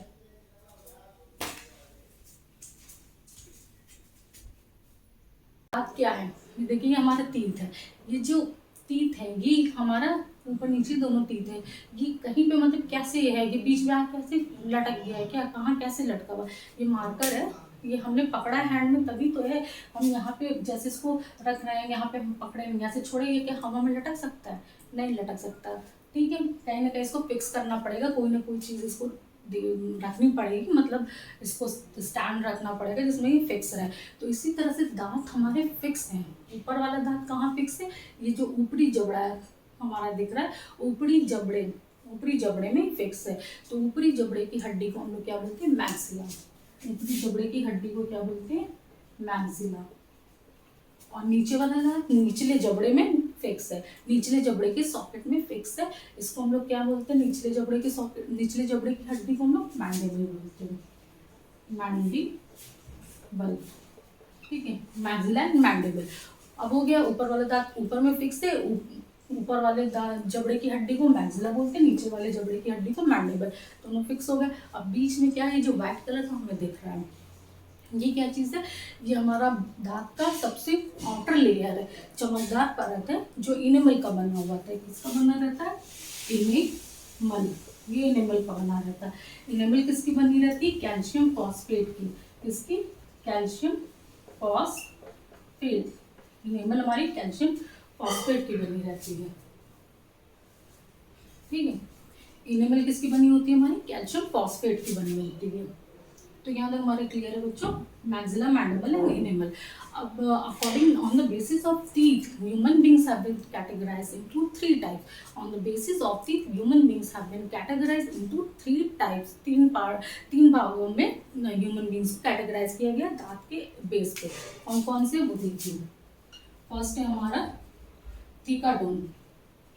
थीकाडोन, थीकाडोन मीन्स गर्त दंती, गर्त दंती, गर्त दंती थीकाडोन। दूसरा है डाइफोडोन, डाइफोडोन, डाइफोडोन मीन्स भिन्न भिन्न दंती। थीकाडोन गर्त दंती, डाइफोडोन भिन्न दंती। और तीसरा है हीटेरोडोंट, हीटेरोडोंट, हीटेरोडोंट मीन्स विषम विषम दंती। थीकाडोंट, डाइफोडोंट एंड हीटेरोडोंट। अब थीकाडोंट क्या है, थीका मीन्स क्या होता है, थीका मीन्स होता है गर्द, ठीक है। हमने अभी जैसे बताया था कि ऊपर वाला जो दांत है हमारा ऊपरी जबड़े की हड्डी में फिक्स है, जिसको हम लोग मैक्सिला बोलते हैं। नीचे वाला निचले जबड़े की हड्डी में फिक्स है, जिसे हम लोग मैंडिबल बोलते हैं। अब देखिए बच्चों क्या होता है ना कि मैंडिबल ये सिर्फ निचले जबड़े की हड्डी दैट इज मैंडिबल वो ही मूवेबल होती है। मूवेबल होती है, मूवेबल मीन्स मूवेबल मीन्स की हिलती है, वही सब हिल सकती है, ऊपर वाली नहीं हिलती है। आप हिला के देखिए, आप इसको पकड़ लीजिए, जैसे अभी हम बोल रहे हैं आपको नहीं, इसको पकड़ लीजिए और हिलाइए अपना मुंह, तब भी तो यही वाला हिल रहा है। आप इसको पकड़ लीजिए, अगर आपको लग रहा नहीं ऊपर का हिलता है, इसको पकड़ के फिर इसको हिला के दिखाइए, वो नहीं हिलेगा, वो किसी का भी नहीं हिलता है। क्यों? क्योंकि सिर्फ मैंडिबल यही मूवेबल है, ये फिक्स रहती है, ये हिलती नहीं है। ऊपरी जबड़े की हड्डी मैक्सिला नहीं मूवेबल है, मैंडिबल मूवेबल है। चाहे आप खुद से पकड़ के देखिए, हिला के देखिए, तब भी बार बार नीचे वाला ही जबड़ा, यही वाला, यही आपका हिलेगा, ठीक है। तो यहाँ से ये क्लियर हो गया। अब डाइफोडोंट भिन्न दंती, इसमें 2 टाइप्स ऑफ टीथ आ जाएंगे। एक है हमारा टेम्पररी टीथ, टेम्पोररी टीथ, ठीक है। इसको हिंदी में अस्थाई दांत बोलते हैं, अस्थाई दांत, टेम्पररी टीथ, अस्थाई दांत, या इसको हम लोग मिल्की टीथ भी बोलते हैं, मिल्की टीथ।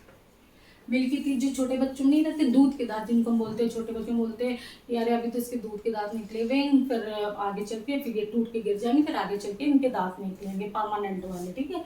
तो पहला हमारा हो गया टेम्पररी टीथ और दूसरा है हमारा permanent teeth, permanent teeth. Hindi में हम इसको बोलते हैं स्थायी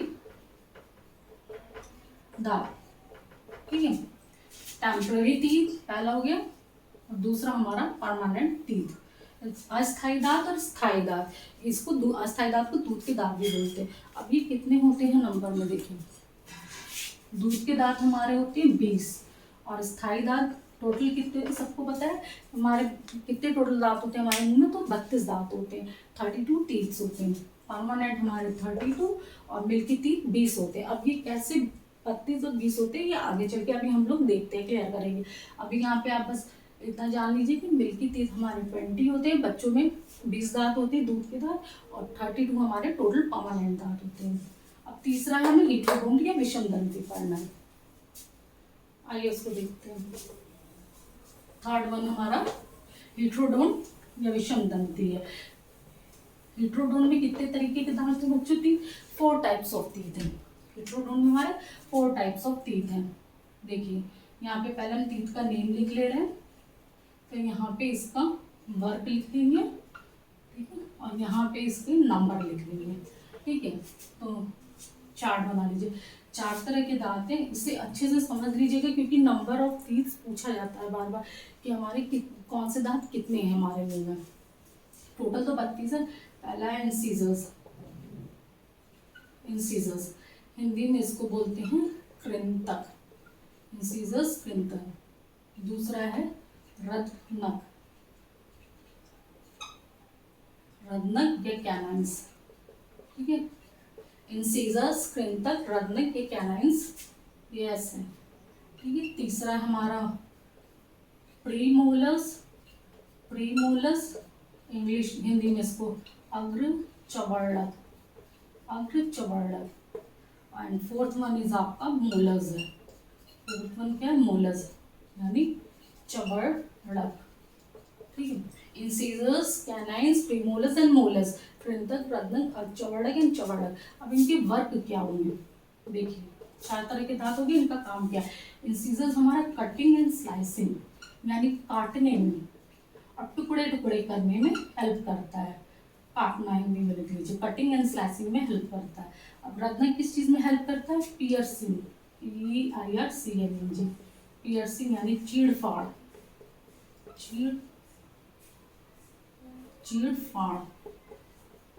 ज्यादातर ये नॉन वेजिटेरियंस जो होते हैं, जो फ्लैश खाते हैं, मांस वास खाते हैं, उनमें ये ज़्यादा, क्योंकि वो यूज़ करते हैं इसलिए वो ज़्यादा पैना हो जाता है, तीखा हो जाता है। जो भी बॉडी का जो भी पार्ट हम यूज़ करते हैं तो वो और ज़्यादा डेवलप होता जाता है, और जो नहीं यूज़ करते वो धीरे धीरे करके क्या हो जाता है, अवशेषीय हो जाता है, वेस्टिजियल हो गए।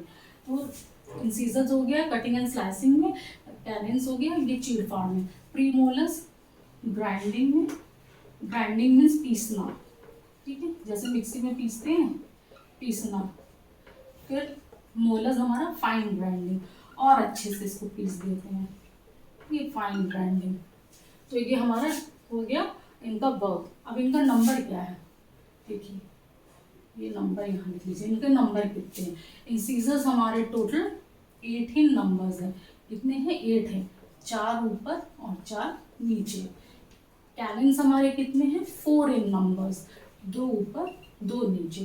प्रीमोलस अगेन 18 नंबर, 4 ऊपर 4 नीचे। देन मोलस हमारे कितने, 12 नंबर्स, 6 ऊपर 6 नीचे। इनको 12 नंबर्स को हम कैसे डिवाइड करते हैं, 8 4, ये भी बता रहे हैं इसलिए हमने किया, ठीक है। इंसीजर्स हमारे 8 हो गए, 4 ऊपर 4 नीचे। कैनिन्स हमारे 4 हो गए, 2 ऊपर 2 नीचे। प्रीमोलस हमारे 8 हो गए, 4 ऊपर 4 नीचे। देन अगेन मोलस हमारे 12 हो गए, 6 ऊपर एंड 6 नीचे, ठीक है। अब टोटल कर देंगे हम, 8 8 16 17 18 19 20 20 एंड देन 12 10 10 32 32। तो टोटल हमारे 32 टीथ हो गए। हम लोग में टोटल 32 टीथ हैं, ठीक है, ये क्लियर है।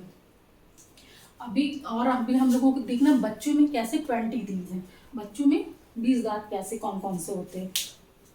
यहाँ पे देखिए ये जो 8 टीथ हैं, इंसीजर्स के जो, इंसीजर्स का जो 8 दांत है, ये लाइफ में 2 टाइम्स निकलता है, ठीक है, ये 2 बार निकलता है।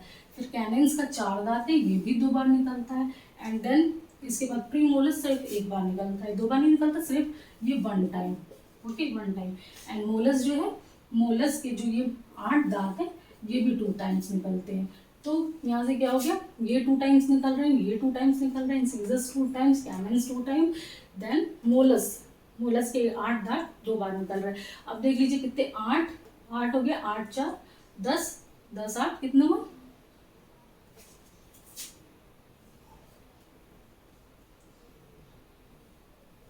ठीक है, 2 टाइम्स निकलते हैं। तो अब आप इनको टोटल करेंगे, यहाँ पे देखिए, यहाँ पे दिख रहा है कि नहीं दिख रहा है, फिर से ये यहाँ तक सबको क्लियर हो गया। इंसीजर्स, कैनाइन्स, प्रीमोलस, मोलस होते हैं, इनके वर्क कटिंग एंड स्लाइसिंग है, पियर्सिंग है, कैनिन्स की, और प्रीमोलस की ग्राइंडिंग है, मोलस का फाइन ग्राइंडिंग है। टोटल 18 नंबर्स है, ये 4 इन नंबर्स है, ये अगेन 18 नंबर्स है, एंड ये जो है आपका 18 नंबर्स है ऊपर में मिला के, और टोटल करेंगे तो 32 आ जाएगा। 20 दांत बच्चों में कैसे होते हैं, ये आपका लाइफ में 2 टाइम्स निकलता है, ये अगेन 2 टाइम्स निकलता है, ठीक है, 8 4 12 हो गया। और ये आपका सिर्फ 1 टाइम निकलता है, ये अगेन इसमें जो 12 दांत है, इसमें से 8 टीथ जो है आपका, ये क्या होता है, 2 टाइम्स निकलता है। तो 12 8 कितना हो गया, 20 हो गया आपका, ठीक है। 8 8 16 16 4 कितना हो गया, 20। यहाँ पे दिख रहा है आप लोगों को, 8 8 16 16 4 20, यही 20 टीथ जो है इनको हम मिल्की टीथ बोलते हैं। क्या बोलते हैं, मिल्की टीथ, दूध की दांत। अभी क्लियर है कि 20 दांत बच्चों में कौन कौन से हो गए, इंसीजर्स निकलते हैं 2 बार, कैनिन्स 2 बार निकलते हैं, बच्चों में भी निकलते हैं, टूट के फिर से बड़ों में निकलते हैं, इंसीजर्स, कैनिन्स। देन आपका ये मोलस निकलता है, प्रीमोलस नहीं निकलता है, ये सिर्फ और सिर्फ वन टाइम निकलता है। ठीक है, अब कोई भी पूछेगा तो आप नंबर्स बता सकते हैं। इंसिजर्स 18 नंबर होते हैं, कैनन्स 4 होते हैं, देन प्रीमोलस आपके अगेन 8 होते हैं। Incisors premolars 18 numbers, incisor premolars 18 number, canines जो होते हैं आपके 4 होते हैं, और ये आपका मोलस आगे 12 नंबर होता है। 4 1 4, 4 2 8, 4 3 12, आपका 4 का टेबल हो गया। 4 1 4, 4 2 8, 4 3 12। ठीक है, ये यहाँ से क्लियर हो गया आपका। और यहाँ पे देखिए बच्चों, ये जो 4 है आपका मोलस में, जो 4 टीथ है, ये क्या है, इनको हम विजडम टीथ बोलते हैं। क्या बोलते हैं? विजडम टीथ, यानी बुद्धि का दांत। विजडम टीथ यानी बुद्धि का दांत। ये 24 ईयर्स में ये निकलता है, 24 ईयर्स की एज में हमारे माउथ में निकलता है। तो अब ये पूरा क्लियर है हमारा। दांत में 3 तरह के दांत हमने बता दिए। इसमें सबसे हार्ड पार्ट, ऊपर वाले जबड़े की हड्डी को हम लोग क्या बोलते हैं? मैक्सिला बोलते हैं। निचले जबड़े की हड्डी को हम लोग मैंडिबल बोलते हैं। इनेमल होता है, सबसे टफेस्ट भाग होता है। हार्ड पार्ट होता है, कैल्शियम फॉस्फेट का बना होता है। 3 तरह के दांत होते हैं। पहला हमारा थिकोडोन, दूसरा हमारा डायफोडोन, तीसरा हमारा हीट्रोडोन। थिकोडोन में हमने बता दिया कि मैंडिबल मूवेबल नहीं होता है। आप हिला के देख लीजिए, किसी का मूवेबल हो तो फिर वो बताए। देन दूसरा हमारा थिकोडोन के बाद डायफोडोन होता है। 2 तरह के दांत होते हैं इसमें। एक टेम्पररी टीथ, जिसको मिल्की टीथ बोलते हैं, जो कितने होते हैं? 20 नंबर्स होते हैं। 6 से 8 तक के बच्चों में टूटना फिर स्टार्ट हो जाते हैं। ठीक है, बचपन में निकलते हैं, बड़े होते थोड़े से, बच्चे एकदम पैदा होते ही नहीं निकलते हैं। पैदा होते मुंह में बच्चों के दांत कहाँ होते हैं। देन हमारा थिकोडोन डायफोडोन हो गया, और टेम्पररी एंड परमानेंट, उसमें स्थायी दांत होते हैं। स्थायी टोटल कितने होते हैं? 32, टेम्पररी 20। फिर इसके बाद हमारा आ जाएगा हीट्रोडोन। हीट्रोडोन में 4 टाइप्स ऑफ टीथ है, incisors, canines, premolars and molars. कृंतक, रत्नक, अपचवड़क एंड चवड़क। Incisors 18 number, canines 14 number, premolars again 18 number, then molars 12 number. 4 1 4, 4 2 8, 4 3 12। Clear है? कोई भी पूछेगा आपको बिल्कुल क्लियर है। यहाँ से और 4 टीथ जो मोलस के होते हैं वो बाद में निकलते हैं, उन्हें विजडम टीथ बोलते हैं। 24 ईयर्स ऑफ एज में निकलती है। इनका वर्क क्या होता है? इंसिजर्स का कटिंग एंड स्लाइसिंग, काटने में, रत्नक का चीरफाड़ पियर्सिंग में, प्रीमोलस का ग्राइंडिंग में, एंड देन मोलस का फाइन ग्राइंडिंग में। तो यहाँ से हम लोगों को ये बिल्कुल क्लियर हो गया टीथ। अब आगे की नेक्स्ट वीडियोज़ में, नेक्स्ट लेक्चर में हम देखेंगे फेरिंग्स एंड ओसोफेगस के बारे में, स्टमक का वर्क, स्टमक कैसे डाइजेशन में हेल्प कर रहा है, आगे के लेक्चर में हम लोग पढ़ेंगे। Thank you.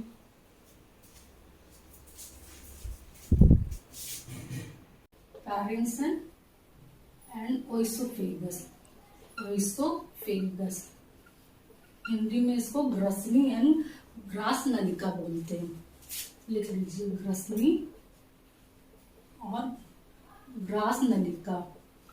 ग्रास नलिका, ग्रसनी और ग्रास नलिका। ठीक है, अब ग्रसनी और ग्रास नलिका क्या होती है? ये पतली नलिका नुमा, पतली होती है, लंबी होती है, नलिका नुमा संरचना होती है। मतलब ऐसे कुछ समझ लीजिए, नलिका की शेप की होती है। ठीक है, पतली लंबी नलिका की शेप की संरचना होती है, जो क्या करती है? हमारे माउथ को इससे जोड़ती है। माउथ या बकल कैविटी, माउथ को बताया था ना कि बकल कैविटी भी बोलते हैं, मुंह बुआ को हमारे, ये किससे जोड़ती है? ये हमारे माउथ को एनस से जोड़ती है। हमारे माउथ को लास्ट में जो एलिमेंट्री कैनाल का लास्ट पार्ट था वहां तक जोड़ती है। मतलब माउथ से खाना ये स्टमक में पहुंचा देती है। आप बोल सकते हैं हमारे मुंह गुहा को स्टमक से जोड़ती है। ठीक, मुंह गुहा को स्टमक से जोड़ती है। तो अब ये क्या करती है? फेरिंग्स, इसमें भोजन और वायु दोनों का संवहन होता है। ठीक है बच्चों, भोजन का और वायु दोनों का संवहन करती है। और ये क्या करती है? ये हमारे जो माउथ में खाना आता है उसको, इसका कोई वर्क नहीं रहता, वो सिर्फ इसको स्टमक तक पहुंचाने का काम करती है। यहाँ पे कोई डाइजेशन का प्रोसेस नहीं होता। क्यों डाइजेशन का प्रोसेस नहीं होता है? क्योंकि यहाँ पे कोई भी डाइजेस्टिव एंजाइम नहीं होता। कोई भी पाचक एंजाइम्स हमारे नहीं होते, इसलिए यहाँ पे कोई डाइजेशन का प्रोसेस नहीं होता है। ये चीज हमने पहले ही बता दी थी। अब खाना हमारे कहाँ पे आ गया? स्टमक में आ गया, आमाशय में पहुंचा। ठीक है, हमारे पेट में पहुंचा, इसको बोलते हैं। तो स्टमक में क्या होता है? स्टमक क्या है उसको देखते हैं। आइए देखिए, फेरिंग्स एंड ओसोफेगस आपको क्लियर हो गया। ये हमारे माउथ को, बकल कैविटी को स्टमक से जोड़ती है। अब स्टमक, हमारा पेट कैसा होता है, महाशय।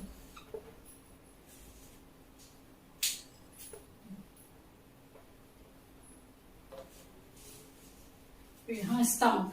तो स्टमक क्या होता है बच्चों हमारा, ये फ्लैटेंड जे के, इसका स्ट्रक्चर क्या होता है अगर आप देखेंगे, फ्लैटेंड चिपटा जे के आकार का होता है, ठीक है, जे शेप होता है, फ्लैटेंड जे शेप। या एनसीईआरटी में मेंशन है, आपको भी देख सकते हैं, चिपटा जे के आकार का शेप होता है इसका, और थिक बॉल्ड होती है, थिक बॉल्ड स्ट्रक्चर है, ठीक है, थिक बॉल्ड है, मतलब फ्लैटेंड जे के शेप का होता है, थिक बॉल्ड होता है स्टमक हमारा, ठीक है। और ये वाइडेस्ट पार्ट होता है, widest part of alimentary kanal, widest part of मतलब सबसे चौड़ा भाग होता है, पार्ट ऑफ एलिमेंट्री कनाल, पता है ना, आहार नाल, आहार नाल, एलिमेंट्री कनाल। तो ये फ्लैटेंड जे के शेप का होता है, फैला हुआ चिपटा जे के शेप का होता है, थिक वॉल होता है, मोटी वॉल वाला स्ट्रक्चर होता है, एंड देन ये वाइडेस्ट पार्ट ऑफ एलिमेंट्री कनाल, हमारे एलिमेंट्री कनाल का, आहार नाल का सबसे चौड़ा भाग होता है। पेट होता है ना सबका बड़ा, बॉडी की पूरी तुलना में पेट सबसे बड़ा होता है, तो वाइडेस्ट सबसे चौड़ा होता है, widest part of alimentary canal होता है। ये स्टमक का स्ट्रक्चर हो गया। अब स्टमक का फंक्शन क्या है बच्चों, हमने बताया था कि स्टमक में सबसे ज्यादा क्या होता है, प्रोटीन का डाइजेशन होता है। किसका होता है, प्रोटीन का, यहाँ पे मैक्सिमम डाइजेशन होता है, ठीक है, प्रोटीन का मैक्सिमम डाइजेशन होता है। कैसे, स्टमक में हमारे दो डाइजेस्टिव एंजाइम पाए जाते हैं, एक होता है पैप्सिन, ठीक है, और दूसरा होता है रेनिन, रेनिन, एक होता है पैप्सिन और दूसरा होता है रेनिन। पैप्सिन क्या करता है, ये नॉर्मल प्रोटीन का डाइजेशन करता है। किसका करता है, ये normal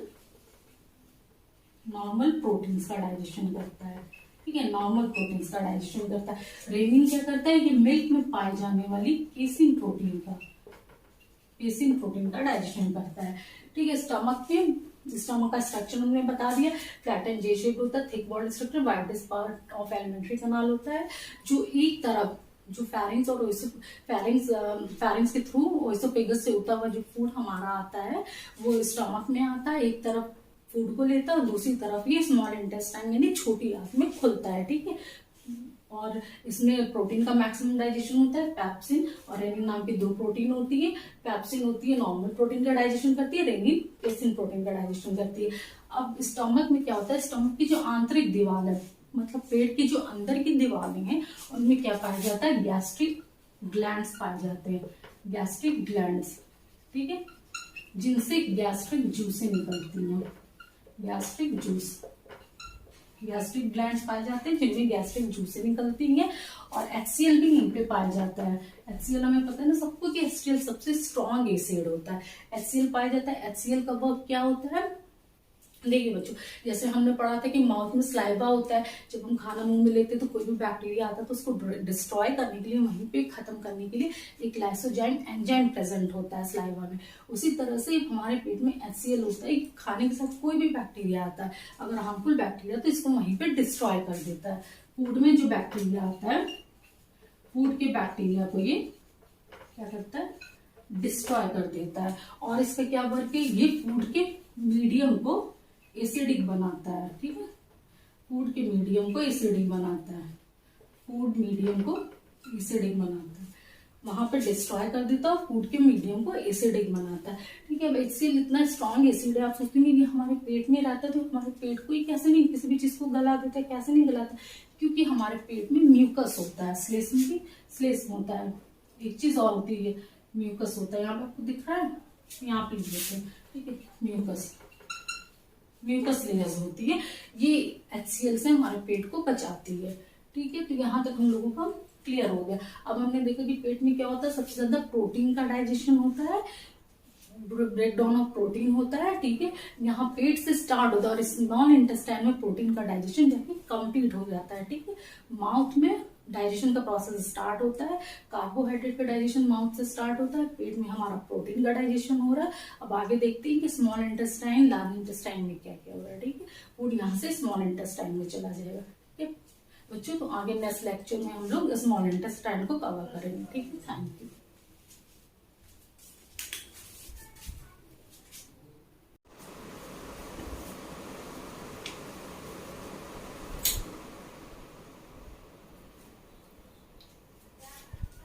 hello friends, welcome back to our channel. बच्चों, हम लोग डाइजेशन का प्रोसेस देख रहे थे, कैसे कैसे हो रहा था। कार्बोहाइड्रेट, प्रोटीन और फैट का डाइजेशन हमें करना था। होता है हमारी बॉडी में, अंदर जाके जो भी फूड लेते हैं उसका कार्बोहाइड्रेट, प्रोटीन एंड फैट में डाइजेशन होता है। तो उसको कैसे, ये कॉम्प्लेक्स सब्सटेंसेस है, इनको सिंपल सब्सटेंसेस में तोड़ने के लिए डाइजेशन का प्रोसेस होता है। कैसे होता है? माउथ में हमने देखा था कार्बोहाइड्रेट का डाइजेशन स्टार्ट हो रहा है, ठीक है, माउथ में स्टार्ट हो रहा था। फिर इसके बाद हम लोग ओइसोफेगस और फेरिंग से हमारा नीचे पेट में खाना पहुंच गया, स्टमक में आ गया। स्टमक में क्या हो रहा था? हमारा प्रोटीन का डाइजेशन स्टार्ट हो रहा था, ठीक है। कार्बोहाइड्रेट का माउथ में स्टार्ट होता है, प्रोटीन का स्टमक में स्टार्ट होता है। अब आगे हम लोग देखे थे खाना कहाँ पे पहुंचा? हमारे स्मॉल इंटेस्टाइन में। प्रोटीन का डाइजेशन होकर खाना स्मॉल इंटेस्टाइन में पहुंच गया। अब स्मॉल इंटेस्टाइन देखेंगे क्या है? छोटी आंत। स्मॉल इंटेस्टाइन मीन्स छोटी आंत। तो कोई भी चीज बच्चों हम लोग पढ़ते तो सबसे पहले सोचते कि ये चीज है क्या, मतलब कैसी दिखती है? छोटी आंत, ठीक है, छोटी आंत मीन्स कि कोई भी चीज हम लोग सोचते हैं कि कैसी दिखती है, इसका स्ट्रक्चर क्या है, और फिर इसके बाद कि ये क्या काम करती है, इसका फंक्शन क्या है। तो दो चीज होती है। अब छोटी आंत क्या है हमारी? ये हाईली क्वाइल्ड होती है, बहुत ज्यादा कुंठित होती, कुंडलित होती है। Highly coiled tube like structure होती है, ट्यूब की तरह की स्ट्रक्चर होती है, जो 20 to 22 फीट इन लेंथ होती है। यहाँ पे हम लिख देते हैं कि हाईली क्वाइल्ड होती है, highly coiled tube like structure, highly coiled tube like structure होती है, 20 to 22 फीट इन लेंथ होती है, लंबाई इसकी होती है। Highly coiled tube like structure 20 to 22 feet in length होती है, ठीक है बच्चों। अब इसके 3 पार्ट्स होते हैं। हम लोग ने स्मॉल इंटेस्टाइन के पहले भी 3 पार्ट्स देखे थे। कौन कौन से 3 पार्ट्स होते हैं इसके? यहाँ पे बना लेते हैं। एक होता है हमारा डिओडेनम, डिओडेनम। इसको हिंदी में हम लोग बोलते हैं ग्रहड़ी। क्या होता है? डिओडेनम, ग्रहड़ी। और दूसरा पार्ट इसका क्या होता है? डिओडेनम। दूसरा होता है जेजुनम। जेजुनम मीन्स मध्यांत, हिंदी में हम मध्यांत बोलते हैं। और तीसरा होता है हमारा इलियम। इलियम मीन्स शेषांत, ठीक है। Duodenum, jejunum and ileum, 3 parts इसके हो गए। स्ट्रक्चर हो गया, ये divided into 3 part, duodenum, jejunum and ileum. तो हमने बताया था कि स्मॉल इंटेस्टाइन में क्या होता है कि फूड का मैक्सिमम डाइजेशन होता है। वो फूड का मैक्सिमम डाइजेशन आपका ग्रहणी में होता है। कहाँ पे होता है? यहाँ पे होता है फूड का मैक्सिमम डाइजेशन। प्रोटीन का मैक्सिमम डाइजेशन कहाँ पे हो रहा था? स्टमक में हो रहा था, ठीक है। और फूड का मैक्सिमम डाइजेशन हमारा ग्रहणी में हो रहा था। यहाँ पे इलियम में मनुष्य का डाइजेशन कंप्लीट हो रहा था। मनुष्य का डाइजेशन कंप्लीट यहाँ पे हो रहा था, ठीक है। मनुष्य में डाइजेशन कंप्लीट हो जा रहा था। तो बच्चों, डिओडेनम में क्यों फूड का मैक्सिमम डाइजेशन हो रहा था, ये चीज हम लोगों ने देखी थी ना, हमें क्लियर थी कि यहाँ पे 2 चीजें होती हैं। हमारा 2 ऑर्गन्स हमने बताए थे, 2 ग्लैंड, एक लीवर एक पैंक्रियास, 2 होते हैं, ठीक है। लीवर क्या हमारा सबसे बड़ा ग्लैंड होता है, बॉडी का सबसे बिगेस्ट, सबसे बड़ा ग्लैंड। अभी भी ये क्वेश्चन बहुत इंपॉर्टेंट है, अक्सर पूछा जाता है सबसे बड़ा ग्लैंड हमारी बॉडी में कौन सा है? तो वो लिवर है। लिवर सबसे बड़ा ग्लैंड हमारी बॉडी में। अब डिओडेनम में क्या था कि फूड का मैक्सिमम डाइजेशन हो रहा है। क्यों हो रहा है ये देखते हैं हम, इसको यहाँ पे देख लेते हैं, क्योंकि यहाँ पे लिवर और पैंक्रियास होती है। अब पैंक्रियास से हमें क्या मिल रहा है? पैंक्रियाटिक जूस मिल रहा है, पैंक्रियाटिक जूस यानी पैंक्रियाटिक रस मिल रहा है, ठीक है। कहाँ से मिल रहा है? हमें पैंक्रियास से मिल रहा है। जो क्या करता है? सिंपली देखिए, पैंक्रियास और लिवर पाया जाता है। पैंक्रियास में पैंक्रियाटिक जूस मिल रहा है, जो क्या करता है? हमारा कार्बोहाइड्रेट, प्रोटीन और फैट का डाइजेशन करता है। पूरा लिख लीजिएगा, मैंने सिर्फ ऐसे लिख दिया, carbohydrate, protein, C for carbohydrate, P for protein and fat. Carbohydrate, protein और फैट का डाइजेशन कर रहा है, ठीक है। और दूसरा हमारा क्या है? दूसरा हमें क्या मिलता है? लिवर सबसे बड़ा ग्लैंड है। तो यहाँ पे लिवर में हमारा बाइल जूस जो होता है, बाइल जूस को हिंदी में बोलते हैं पित्त रस। अब पित्त क्या होता है? आप लोग के माइंड में तुरंत क्लिक करेगा पित्त क्या होता है। कभी कभी देखिए बच्चों, हम लोग को वॉमिटिंग होती है, जब हम उल्टी करते हैं तो उसमें पीले कलर का हमें वॉमिटिंग में निकलता है। कभी कभी जैसे खाना निकलेगा, जो भी हमने खाया है वो निकलता है, या पानी निकल जाता है। कभी कभी खाना पानी नहीं निकलता, येलो कलर का निकलता जाता है, कप जैसा कुछ भी निकलता है, तो वो येलो कलर का जो निकलता है और मुंह का टेस्ट कड़वा या खट्टा खट्टा सा लगने लगता है, तो वही जो है वो पित्त होता है। ठीक है, उसे बाइल बोलते हैं। ठीक है, हम बोलते नहीं कि हमें पित्त बनने लगा, वॉमिटिंग में हमें पित्त बन रहा है। अब बाइल जूस, इसका निर्माण कहाँ पे होता है, ये बनता कहाँ पे है? ये बनता है लिवर में। ठीक है, ये इसलिए बता रहे क्योंकि बनता लिवर में है, लेकिन ये स्टोर कहाँ पे होता है, सीक्रेट कहाँ पे होता है? स्टोर होता है हमारा गॉल ब्लैडर में। गॉल ब्लैडर मीन्स पित्ताशय। ठीक है, पित्ताशय में, इसी में पित्त जो है स्टोर होता है, बनता है लिवर में बाइल जूस और स्टोर होता है हमारे गॉल ब्लैडर में। बहुत ज़्यादा इंपॉर्टेंट है, अक्सर पूछा जाता है कि हमारा बाइल जूस कहाँ पे स्टोर होता है। ये स्टोर होता है गॉल ब्लैडर में और बनता जो है ये लिवर में बनता है। ठीक है, अब ये क्या करता है, ये फैट का डाइजेशन करता है, ये फैट के डाइजेशन में हेल्प करता है। ठीक है, तो ये यहाँ से हमारा क्लियर हो गया कि ये ड्यूडेनम का वर्क क्लियर हो गया। यहाँ पे फूड का मैक्सिमम डाइजेशन हो रहा है, क्यों? क्योंकि लिवर और पैंक्रियाज है, लिवर से हमारा क्या मिल रहा है, बाइल जूस मिल रहा है, लिवर में बन रहा है और स्टोर कहाँ पे होता है, गॉल ब्लैडर में हो रहा है। ये फैट का डाइजेशन करता है और पैंक्रियाटिक जूस पैंक्रियाज से हमारा मिल रहा है और ये कार्बोहाइड्रेट प्रोटीन और फैट का डाइजेशन करता है। ये तो हम लोगों को क्लियर था ना, कार्बोहाइड्रेट हमारा ग्लूकोज में बदल रहा था, इसका ब्रेकडाउन हो गया, ग्लूकोज ये सिंपल शुगर बन रहा था। फिर प्रोटीन का सिंपलेस्ट फॉर्म क्या था, पहले वाले में हम लोगों ने बताया था अमीनो एसिड था।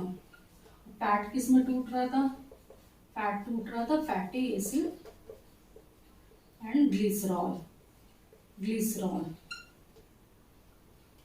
में। ठीक है, ग्लिसरॉल।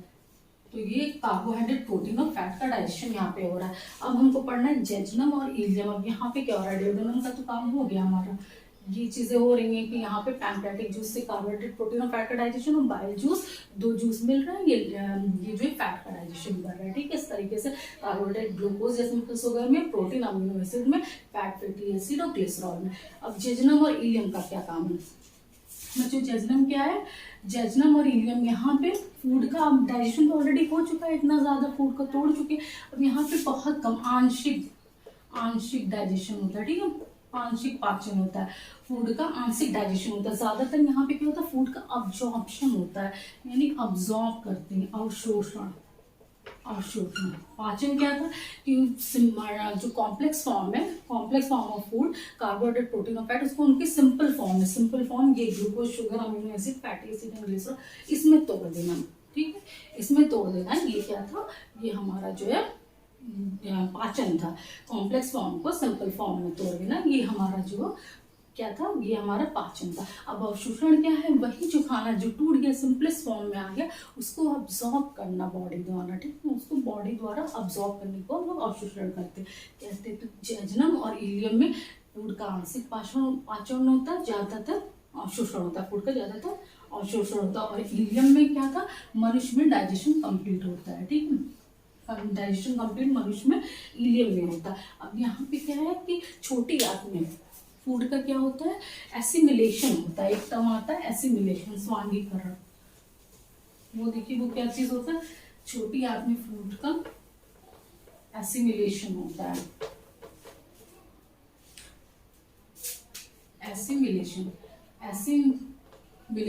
अब ये क्या चीज आ गई, एसिमिलेशन मीन्स स्वांगीकरण। ठीक है, अब पूछेंगे ये क्या चीज आ गई, अभी तक तो डाइजेशन था, अब्जॉर्प्शन था, पाचन अवशोषण था, अब ये भी आ गया एसिमिलेशन। ये क्या चीज है, तो अब जो फूड से हमें जो डाइजेशन का प्रोसेस हुआ है, तो उससे हमें जो भी न्यूट्रिएंट्स मिल रहे हैं और डाइजेशन अब्जॉर्प्शन हुआ, तो जो भोजन के जो न्यूट्रिएंट्स है, पोषक पदार्थ है, वो जब ब्लड में जाके मिल जाते हैं, तो उसी प्रोसेस को हम लोग क्या बोलते हैं, एसिमिलेशन। फूड के जो न्यूट्रिएंट्स है, ये हमारा फूड है, उसके जो डाइजेशन के बाद जो फूड से जो न्यूट्रिएंट्स हमें मिलते हैं, उनका ब्लड में, पोषक तत्वों का ब्लड में मिल जाने के प्रोसेस को ही हम लोग क्या कहते हैं, एसिमिलेशन कहते हैं। फूड के न्यूट्रिएंट्स को को ब्लड में मिल जाने की प्रोसेस को एसिमिलेशन या सौंदीकरण कहते हैं। अब इसके बाद हम लोग देखेंगे कि छोटी आंत में डाइजेशन हम लोगों ने देख लिया कैसे हो रहा है पाचन, कार्बोहाइड्रेट प्रोटीन और फैट का हो रहा है पैंक्रियाटिक जूस के द्वारा, और बाइल जूस के द्वारा हमारे किसका हो रहा है, फैट का डाइजेशन हो रहा है। ठीक है, यहाँ पे प्रोटीन का डाइजेशन कंप्लीट होता है, प्रोटीन का डाइजेशन स्टमक से स्टार्ट हुआ, यहाँ पे कंप्लीट हो गया। ठीक है, इलियम में मनुष्य का डाइजेशन कंप्लीट हो गया। अब हम लोग देखेंगे कि कैसे स्मॉल इंटेस्टाइन में अब्जॉर्प्शन कैसे हो रहा, फूड का डाइजेशन कंप्लीट हो गया, absorption of food in small intestine. Digestion of food in small intestine देख लिया। अब अब्जॉर्प्शन ऑफ फूड इन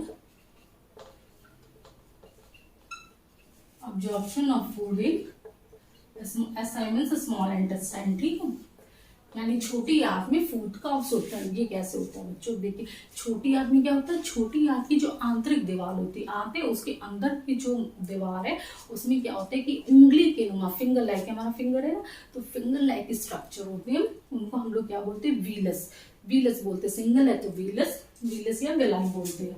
ठीक है, विलाई प्लूरल है, वीलस सिंगल है। तो उंगली नुमा संरचना होती है जिन्हें हम वीलस बोलते हैं। आंतरिक स्ट्रक्चर में स्मॉल इंटेस्टाइन, इनमें क्या होता है, ब्लड वेसल्स होते हैं। ब्लड वेसल्स को हम लोग क्या बोलते हैं, रक्त वाहिकाएं, और ब्लड वेसल्स और लिम्फ वेसल्स होते हैं। लिम्फ में लसिका होता है। ठीक है, ब्लड और लिम्फ वेसल्स होते हैं वीलस में। ये क्या करते हैं कि फूड का अब्जॉर्प्शन करते हैं, यही फूड को अब्जॉर्ब करते हैं। ठीक है, अब जो स्मॉल इंटेस्टाइन में की आंतरिक जो दीवार होती है उसमें फिंगर शेप्ड स्ट्रक्चर होता है, जिसे हम लोग उंगली के आकार का स्ट्रक्चर होता है, जिसे हम लोग विलाई बोलते हैं। उनमें ब्लड वेसल्स और लिम्फ वेसल्स होते हैं जो फूड का अब्जॉर्प्शन करता है। यही इनका, विलाई का क्या काम है कि ये सरफेस को बढ़ा देती है। ठीक है, सरफेस को इंक्रीज करती है फूड के अब्जॉर्प्शन के लिए। Food absorption increases surface for food absorption। जो भी एरिया होता है हमारे स्मॉल इंटेस्टाइन का, आंतरिक दीवार जो है उसकी सरफेस को ये इंक्रीज कर देते हैं, बढ़ा देते हैं कि फूड का अब्जॉर्प्शन ज्यादा से ज्यादा हो सके। विलाई में हमारे ब्लड वेसल्स और लिम्फ वेसल पाए जाते हैं, यही फूड का अब्जॉर्प्शन करते हैं। अब क्या हो गया, फूड अब्जॉर्ब हो गया। अब अब्जॉर्ब होने के बाद फूड जो है हमारा ब्लड में चला गया। ठीक है, अब्जॉर्ब होकर जो न्यूट्रिएंट्स है वो हमारे ब्लड में चले गए, ब्लड से हमारे होल बॉडी में चले गए, डिफरेंट पार्ट्स ऑफ बॉडी में चले गए, यानी हमारे पूरे बॉडी को मिल गए। ठीक है, इस तरह से पूरे बॉडी में हमारा आ गया, अब्जॉर्ब होके फूड ब्लड में आया, ब्लड से पूरी बॉडी में आ गया। और इसी प्रोसेस को हम लोग अभी बताए थे ना, एसिमिलेशन कहते हैं। जो हमें न्यूट्रिएंट्स मिल जाता है पूरी बॉडी में, जो अब्जॉर्ब होने के बाद जो न्यूट्रिएंट्स मिलता है फूड से, उसी प्रोसेस को हम लोग एसिमिलेशन कहते हैं। तो यहाँ तक हम लोगों को क्लियर हो गया। हम लोग ने देखा डाइजेशन का प्रोसेस पूरा क्लियर है, माउथ से स्टार्ट हो रहा है। माउथ में क्या क्या काम हो गया, डायरेक्ट आप बता सकते हैं कि कार्बोहाइड्रेट का डाइजेशन कैसे हो गया भैया। कार्बोहाइड्रेट का डाइजेशन, सलाइवा आया, मिक्स हुआ, टैलिन एंजाइम, उसने जो है कार्बोहाइड्रेट को सिंपल शुगर में तोड़ा। इसके बाद हम लोग एसोफेगस फेरिंग्स हमारा हो गया, वो नीचे ढक दिया फूड को, स्टमक में आ गया। स्टमक में क्या हुआ, प्रोटीन का मैक्सिमम डाइजेशन हो रहा है, प्रोटीन का डाइजेशन स्टार्ट हो रहा है यहाँ से, और कार्बोहाइड्रेट का माउथ से मैक्सिमम डाइजेशन हो रहा है। ठीक है, फिर वहाँ पे पैप्सिन रेनिन दो एंजाइम है, उसने डाइजेस्ट किया, HCl पाया गया। फिर इसके बाद हम लोग नीचे आ रहे हैं, तो स्टमक से फूड हमारा कहाँ आ गया, स्मॉल इंटेस्टाइन में आ गया। स्मॉल इंटेस्टाइन में बच्चों क्या चीज़ हम लोगों ने देखा था कि स्मॉल इंटेस्टाइन में हमारा पैंक्रियाज और लीवर था, लीवर से हमें जो है क्या मिल रहा था, बाइल जूस मिल रहा था, और पैंक्रियाज से हमारा जो है पैंक्रियाटिक जूस मिल रहा था, जो कार्बोहाइड्रेट, प्रोटीन और फैट का डाइजेशन कर रहा था। और लीवर से जो हमें बाइल जूस मिल रहा था वो फैट का डाइजेशन कर रहा था। ठीक है, और इलियम, 3 पार्ट्स होती है स्मॉल इंटेस्टाइन, ड्यूडेनम, जिनम और इलियम। इलियम में डाइजेशन कंप्लीट हो रहा था, मनुष्य में, सब में नहीं, सिर्फ ह्यूमन बींग्स में डाइजेशन कंप्लीट हो रहा था। और स्मॉल इंटेस्टाइन में फूड का मैक्सिमम डाइजेशन हो जाता है, थोड़ा बहुत जो बचता है डाइजेशन बाद अब्जॉर्प्शन होता है। तो मैक्सिमम डाइजेशन डिओडेनम पार्ट में हो रहा था। कोलन में क्या हो रहा था, कोलन और इलियम में डाइजेशन नहीं हो रहा है, यहाँ पे अब्जॉर्प्शन स्टार्ट हो रहा है और न्यूट्रिएंट जो हमें मिले वो ब्लड में जाके मिल रहा है, फूड से जो न्यूट्रिएंट्स मिले, इसी प्रोसेस को हम एसिमिलेशन बोलते हैं। ठीक, कैसे अब्जॉर्प्शन ऑफ फूड हो रहा है, विलाई पाया जाता है इसके स्मॉल इंटेस्टाइन के इंटरनल सरफेस पे। विलाई में क्या होता है, ब्लड वेसल्स और लिम्फ वेसल्स होते हैं जो फूड को अब्जॉर्ब करते हैं, फूड का अब्जॉर्प्शन करते। ठीक है, डाइजेशन हो गया, अब्जॉर्प्शन करते। अब्जॉर्प्शन के बाद फूड जो होता है ब्लड में आता है, न्यूट्रिएंट्स ब्लड में आ गए, ब्लड से पूरी बॉडी को मिल जाता है। तो यहाँ पे हमारा ये पूरा क्लियर हो गया स्मॉल इंटेस्टाइन तक। अब हम लोग नेक्स्ट वीडियो में थोड़ा सा बच्चा है लार्ज इंटेस्टाइन कवर कर लेंगे। अब लार्ज इंटेस्टाइन का क्या काम है, जब इलियम में खत्म हो जा रहा है मनुष्य का डाइजेशन ना, तो लार्ज इंटेस्टाइन देखेंगे। इसके बाद कुछ इंपॉर्टेंट टॉपिक जो आपके एनसीईआरटी में कुछ इंपॉर्टेंट फैक्ट्स दिए हुए 3-4, उसको कवर करके ये चैप्टर क्लोज हो जाएगा। फिर नेक्स्ट चैप्टर में आएंगे बच्चों। ठीक है, थैंक यू।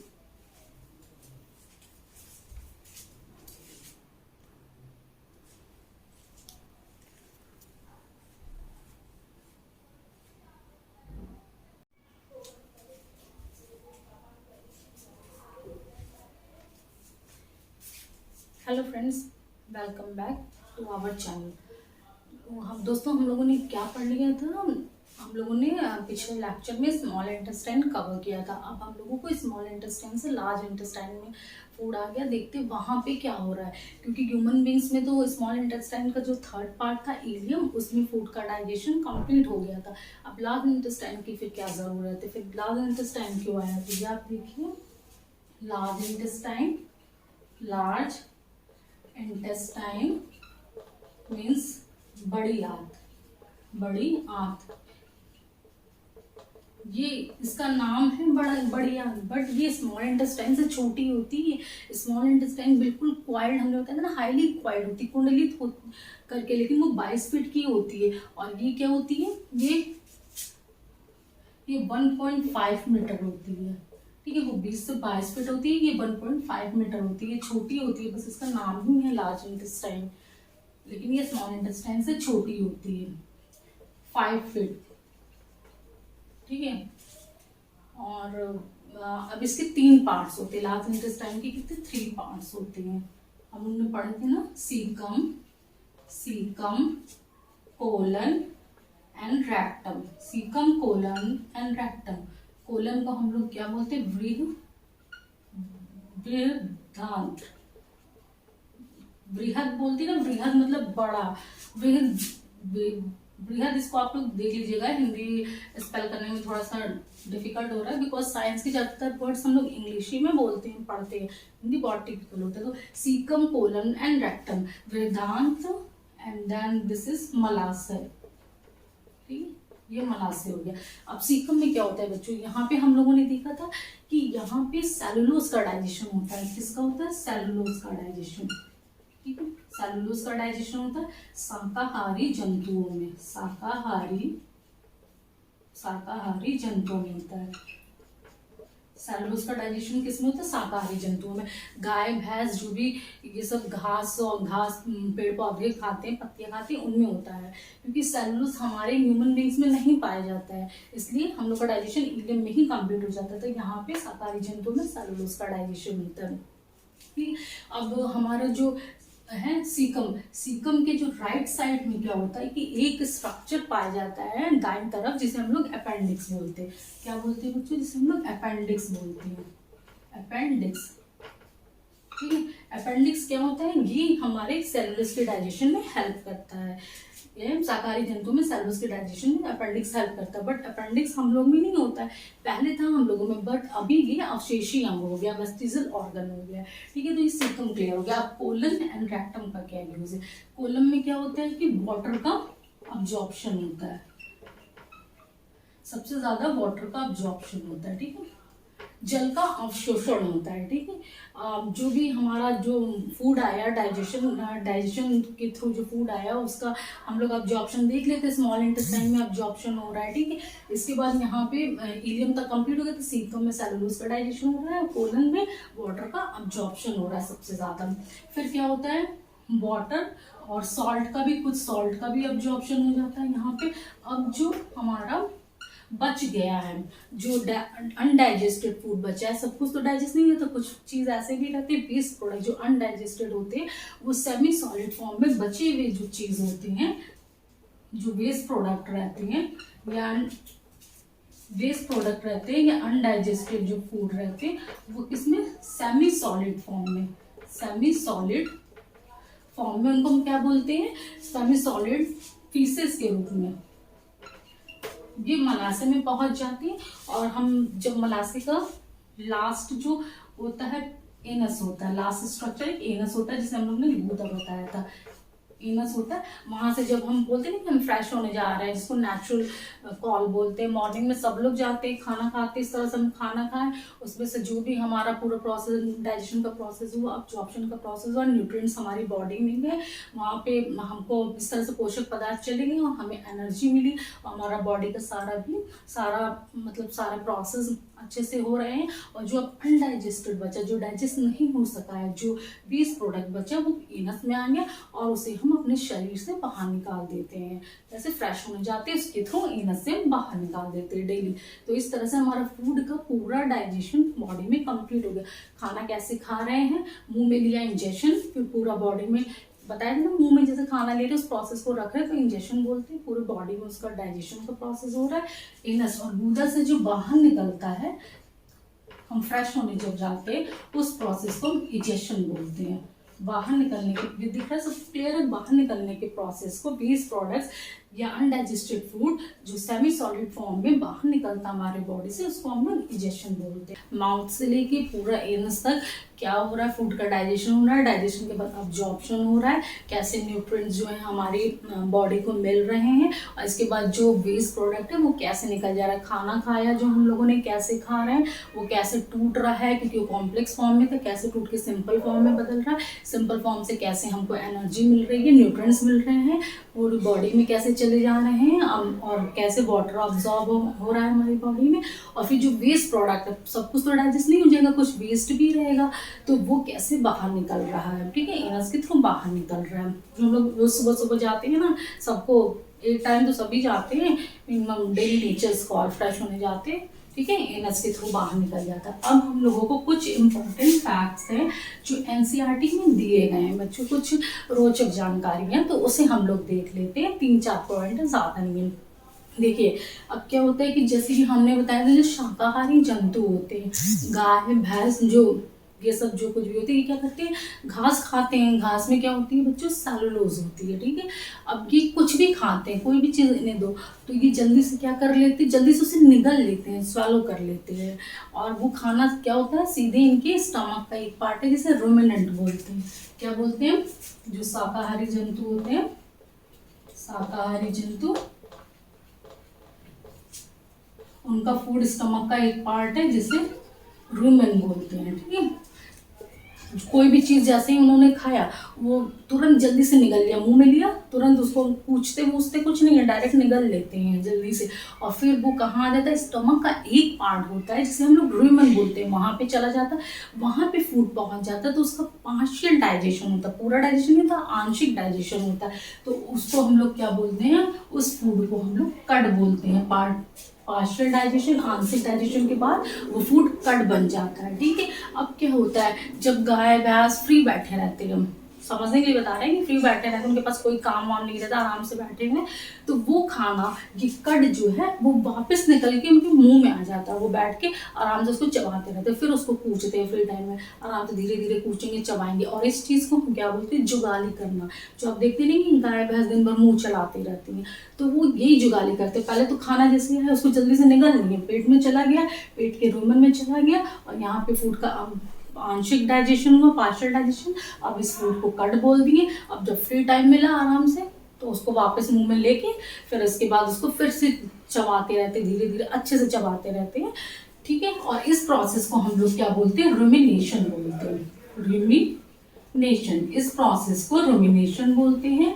और जो शाकाहारी जंतु ऐसे जंतु हैं जो जुगाली करते रहते हैं, उन्हें हम लोग रुमिनेंट बोलते हैं, रुमिनेंट, ठीक है, रुमिनेंट बोलते हैं उन्हें, हम लोग क्या बोलते हैं, रुमिनेंट बोलते हैं। क्योंकि बच्चों इनमें क्या होता है, सेलुलोज का पाचन होता है, हमने बताया था ना, सीकम में सेलुलोज का पाचन होता है, ठीक है, ये एक पॉइंट था। दूसरा पॉइंट हम लोगों का क्या था कि हॉर्स है और जो रैबिट है, घोड़ा, और जो हमारा रैबिट होता है खरगोश, इसमें क्या होता है, हॉर्स और रैबिट में हमारा एक स्ट्रक्चर होता है, लार्ज सैक लाइक स्ट्रक्चर होता है जिसे हम लोग सीकम बोलते हैं। सीकम बोलते हैं, ये हमारे ओइसोफेगस और स्मॉल इंटेस्टाइन के बीच में होता है। किसके बीच होता है, oesophagus and small intestine, small intestine के बीच में होता है। ठीक है, हॉर्स एंड रैबिट में caecum large sac like structure होता है जिसे हम लोग सीकम बोलते हैं। ये हमारे ओइसोफेगस और स्मॉल इंटेस्टाइन के बीच में होता है।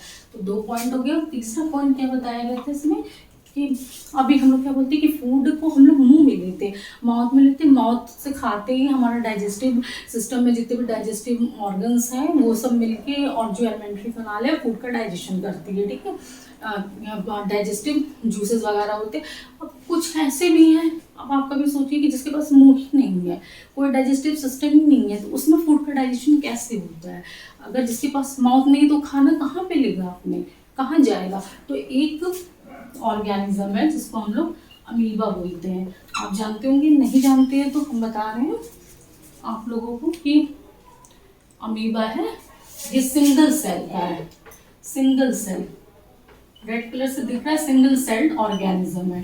ठीक है, एक सेल से बना हुआ है, सिंगल सेल ऑर्गेनिज्म है। इसमें क्या होता है, इसमें कोई माउथ वाउथ नहीं होता है, एक ही सेल होता है। इसका देखिए कोई भी रेगुलर शेप, रेगुलर स्ट्रक्चर नहीं होता है, ये इरेगुलर शेप का होता है, ये अपना शेप चेंज करता रहता है। इसको हम लोग एक सेल मेम्ब्रेन, आउटर लेयर जो है इसको हम लोग सेल मेम्ब्रेन बोलते हैं। अंदर इसके ये साइटोप्लाज्म भरा हुआ है, जो लिक्विड जैसा तरल भरा रहता है उसको हम लोग साइटोप्लाज्म बोलते हैं। ठीक है, साइटोप्लाज्म बोलते हैं। और यहाँ पे इसके बीच में सेंटर में न्यूक्लियस पाया जाता है, केंद्र, और बबल जैसे स्ट्रक्चर होते हैं जिन्हें हम लोग वैक्यूल्स बोलते हैं। ये क्लियर है। तो अब ये कैसे फूड का डाइजेशन करेगा बच्चों, ये बताइए। क्या होता है कि ये इसमें कुछ फिंगर लाइक प्रोजेक्शन, कभी कभी क्या होता है ये अपने मेम्ब्रेन से फिंगर लाइक प्रोजेक्शन ऐसे ऐसे बना लेते हैं, ये निकालते हैं। इनको हम लोग क्या बोलते हैं, सीडोपोडिया बोलते हैं, सीडोपोडिया, फिंगर लाइक प्रोजेक्शन बनाते हैं जिसको हम लोग सीडोपोडिया बोलते हैं। इस सीडोपोडिया का क्या वर्क होता है, ये इनके मूवमेंट में, ये इनके इसमें बच्चों इनके मूवमेंट में, इनके चलने में हेल्प करते हैं, मूवमेंट में। यहाँ पे सबको दिख रहा है कि नहीं, नहीं तो ऊपर बनाते हैं, रुक जाइए फिर से। 2 पॉइंट्स तो आपके क्लियर हो गए। ये अमीबा वाला देखिए,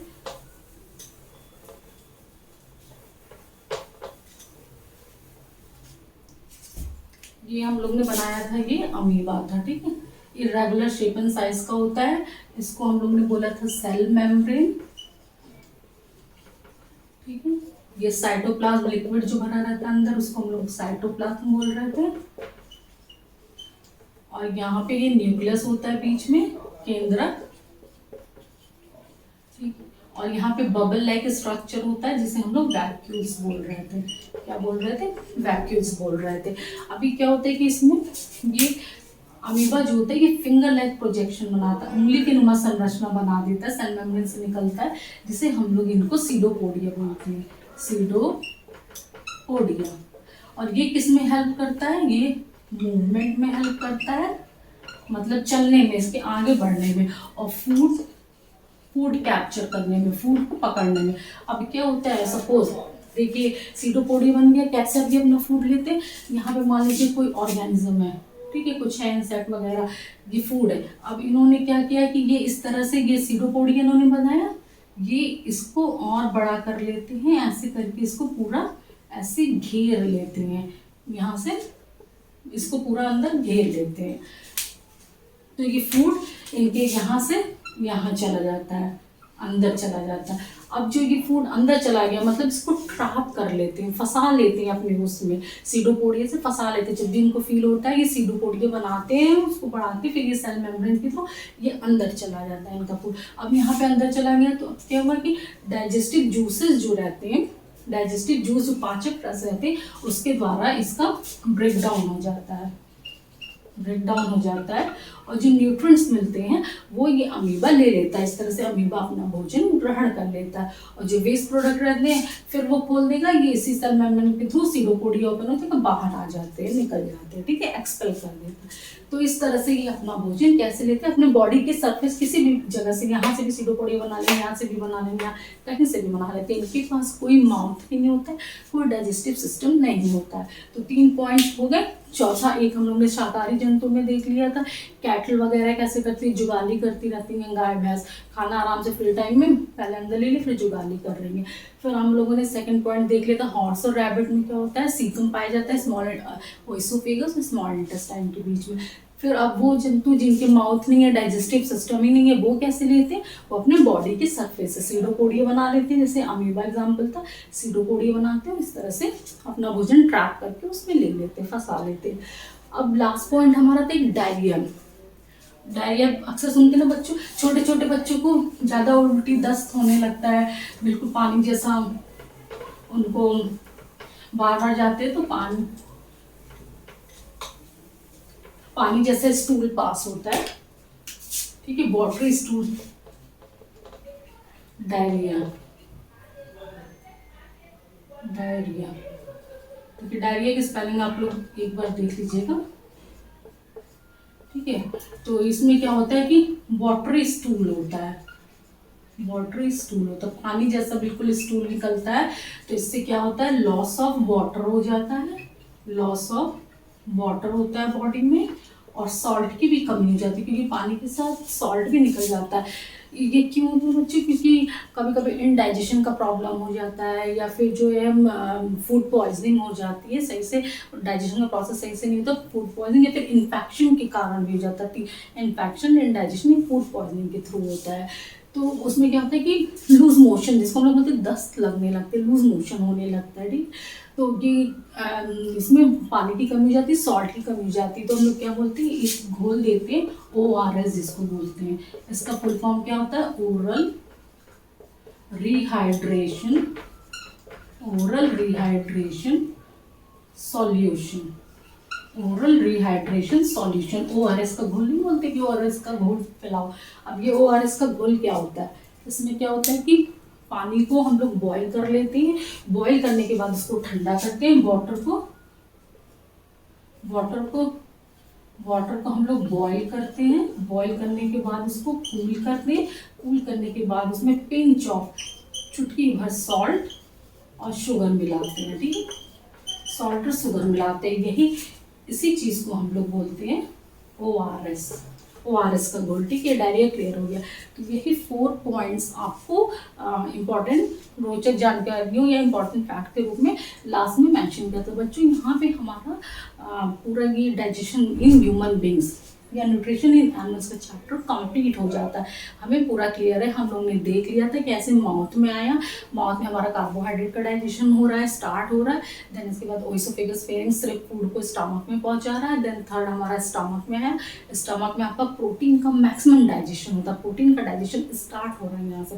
स्मॉल इंटेस्टाइन में आया, स्मॉल इंटेस्टाइन में हमारा क्या हो रहा है, यहाँ पे हमारा फूड का मैक्सिमम डाइजेशन हो रहा है, ड्यूडेनम में हो रहा है स्मॉल इंटेस्टाइन के, और तीसरे पार्ट इलियम में ह्यूमन बींग्स में डाइजेशन कंप्लीट हो जा रहा है, ठीक है। और वाटर का फिर इसके बाद हम लोग लार्ज इंटेस्टाइन में आएंगे। लार्ज इंटेस्टाइन में हमारा जो सीकम है, 3 part, caecum, colon and rectum. Caecum में हमारे शाकाहारी जंतुओं में सेलुलोज का डाइजेशन हो रहा है, कोलम वाटर का अब्जॉर्प्शन कर रहा है, और रेक्टम जो वेस्ट प्रोडक्ट है उसके रेक्टम के लास्ट पार्ट एनस के द्वारा, गुर्दे के द्वारा बॉडी से बाहर निकल जा रहा है। तो ये पूरा प्रोसेस डाइजेशन का हमारा क्लियर हो गया। कोई भी बोले माउथ से लेके अब आप स्टार्टिंग से एंड तक बता सकते कहाँ पे किस चीज़ का डाइजेशन हो रहा है, कैसे हमें सब चीज़ें अब्जॉर्प्शन हो रहा है, सब बिल्कुल क्लियर है, ठीक है।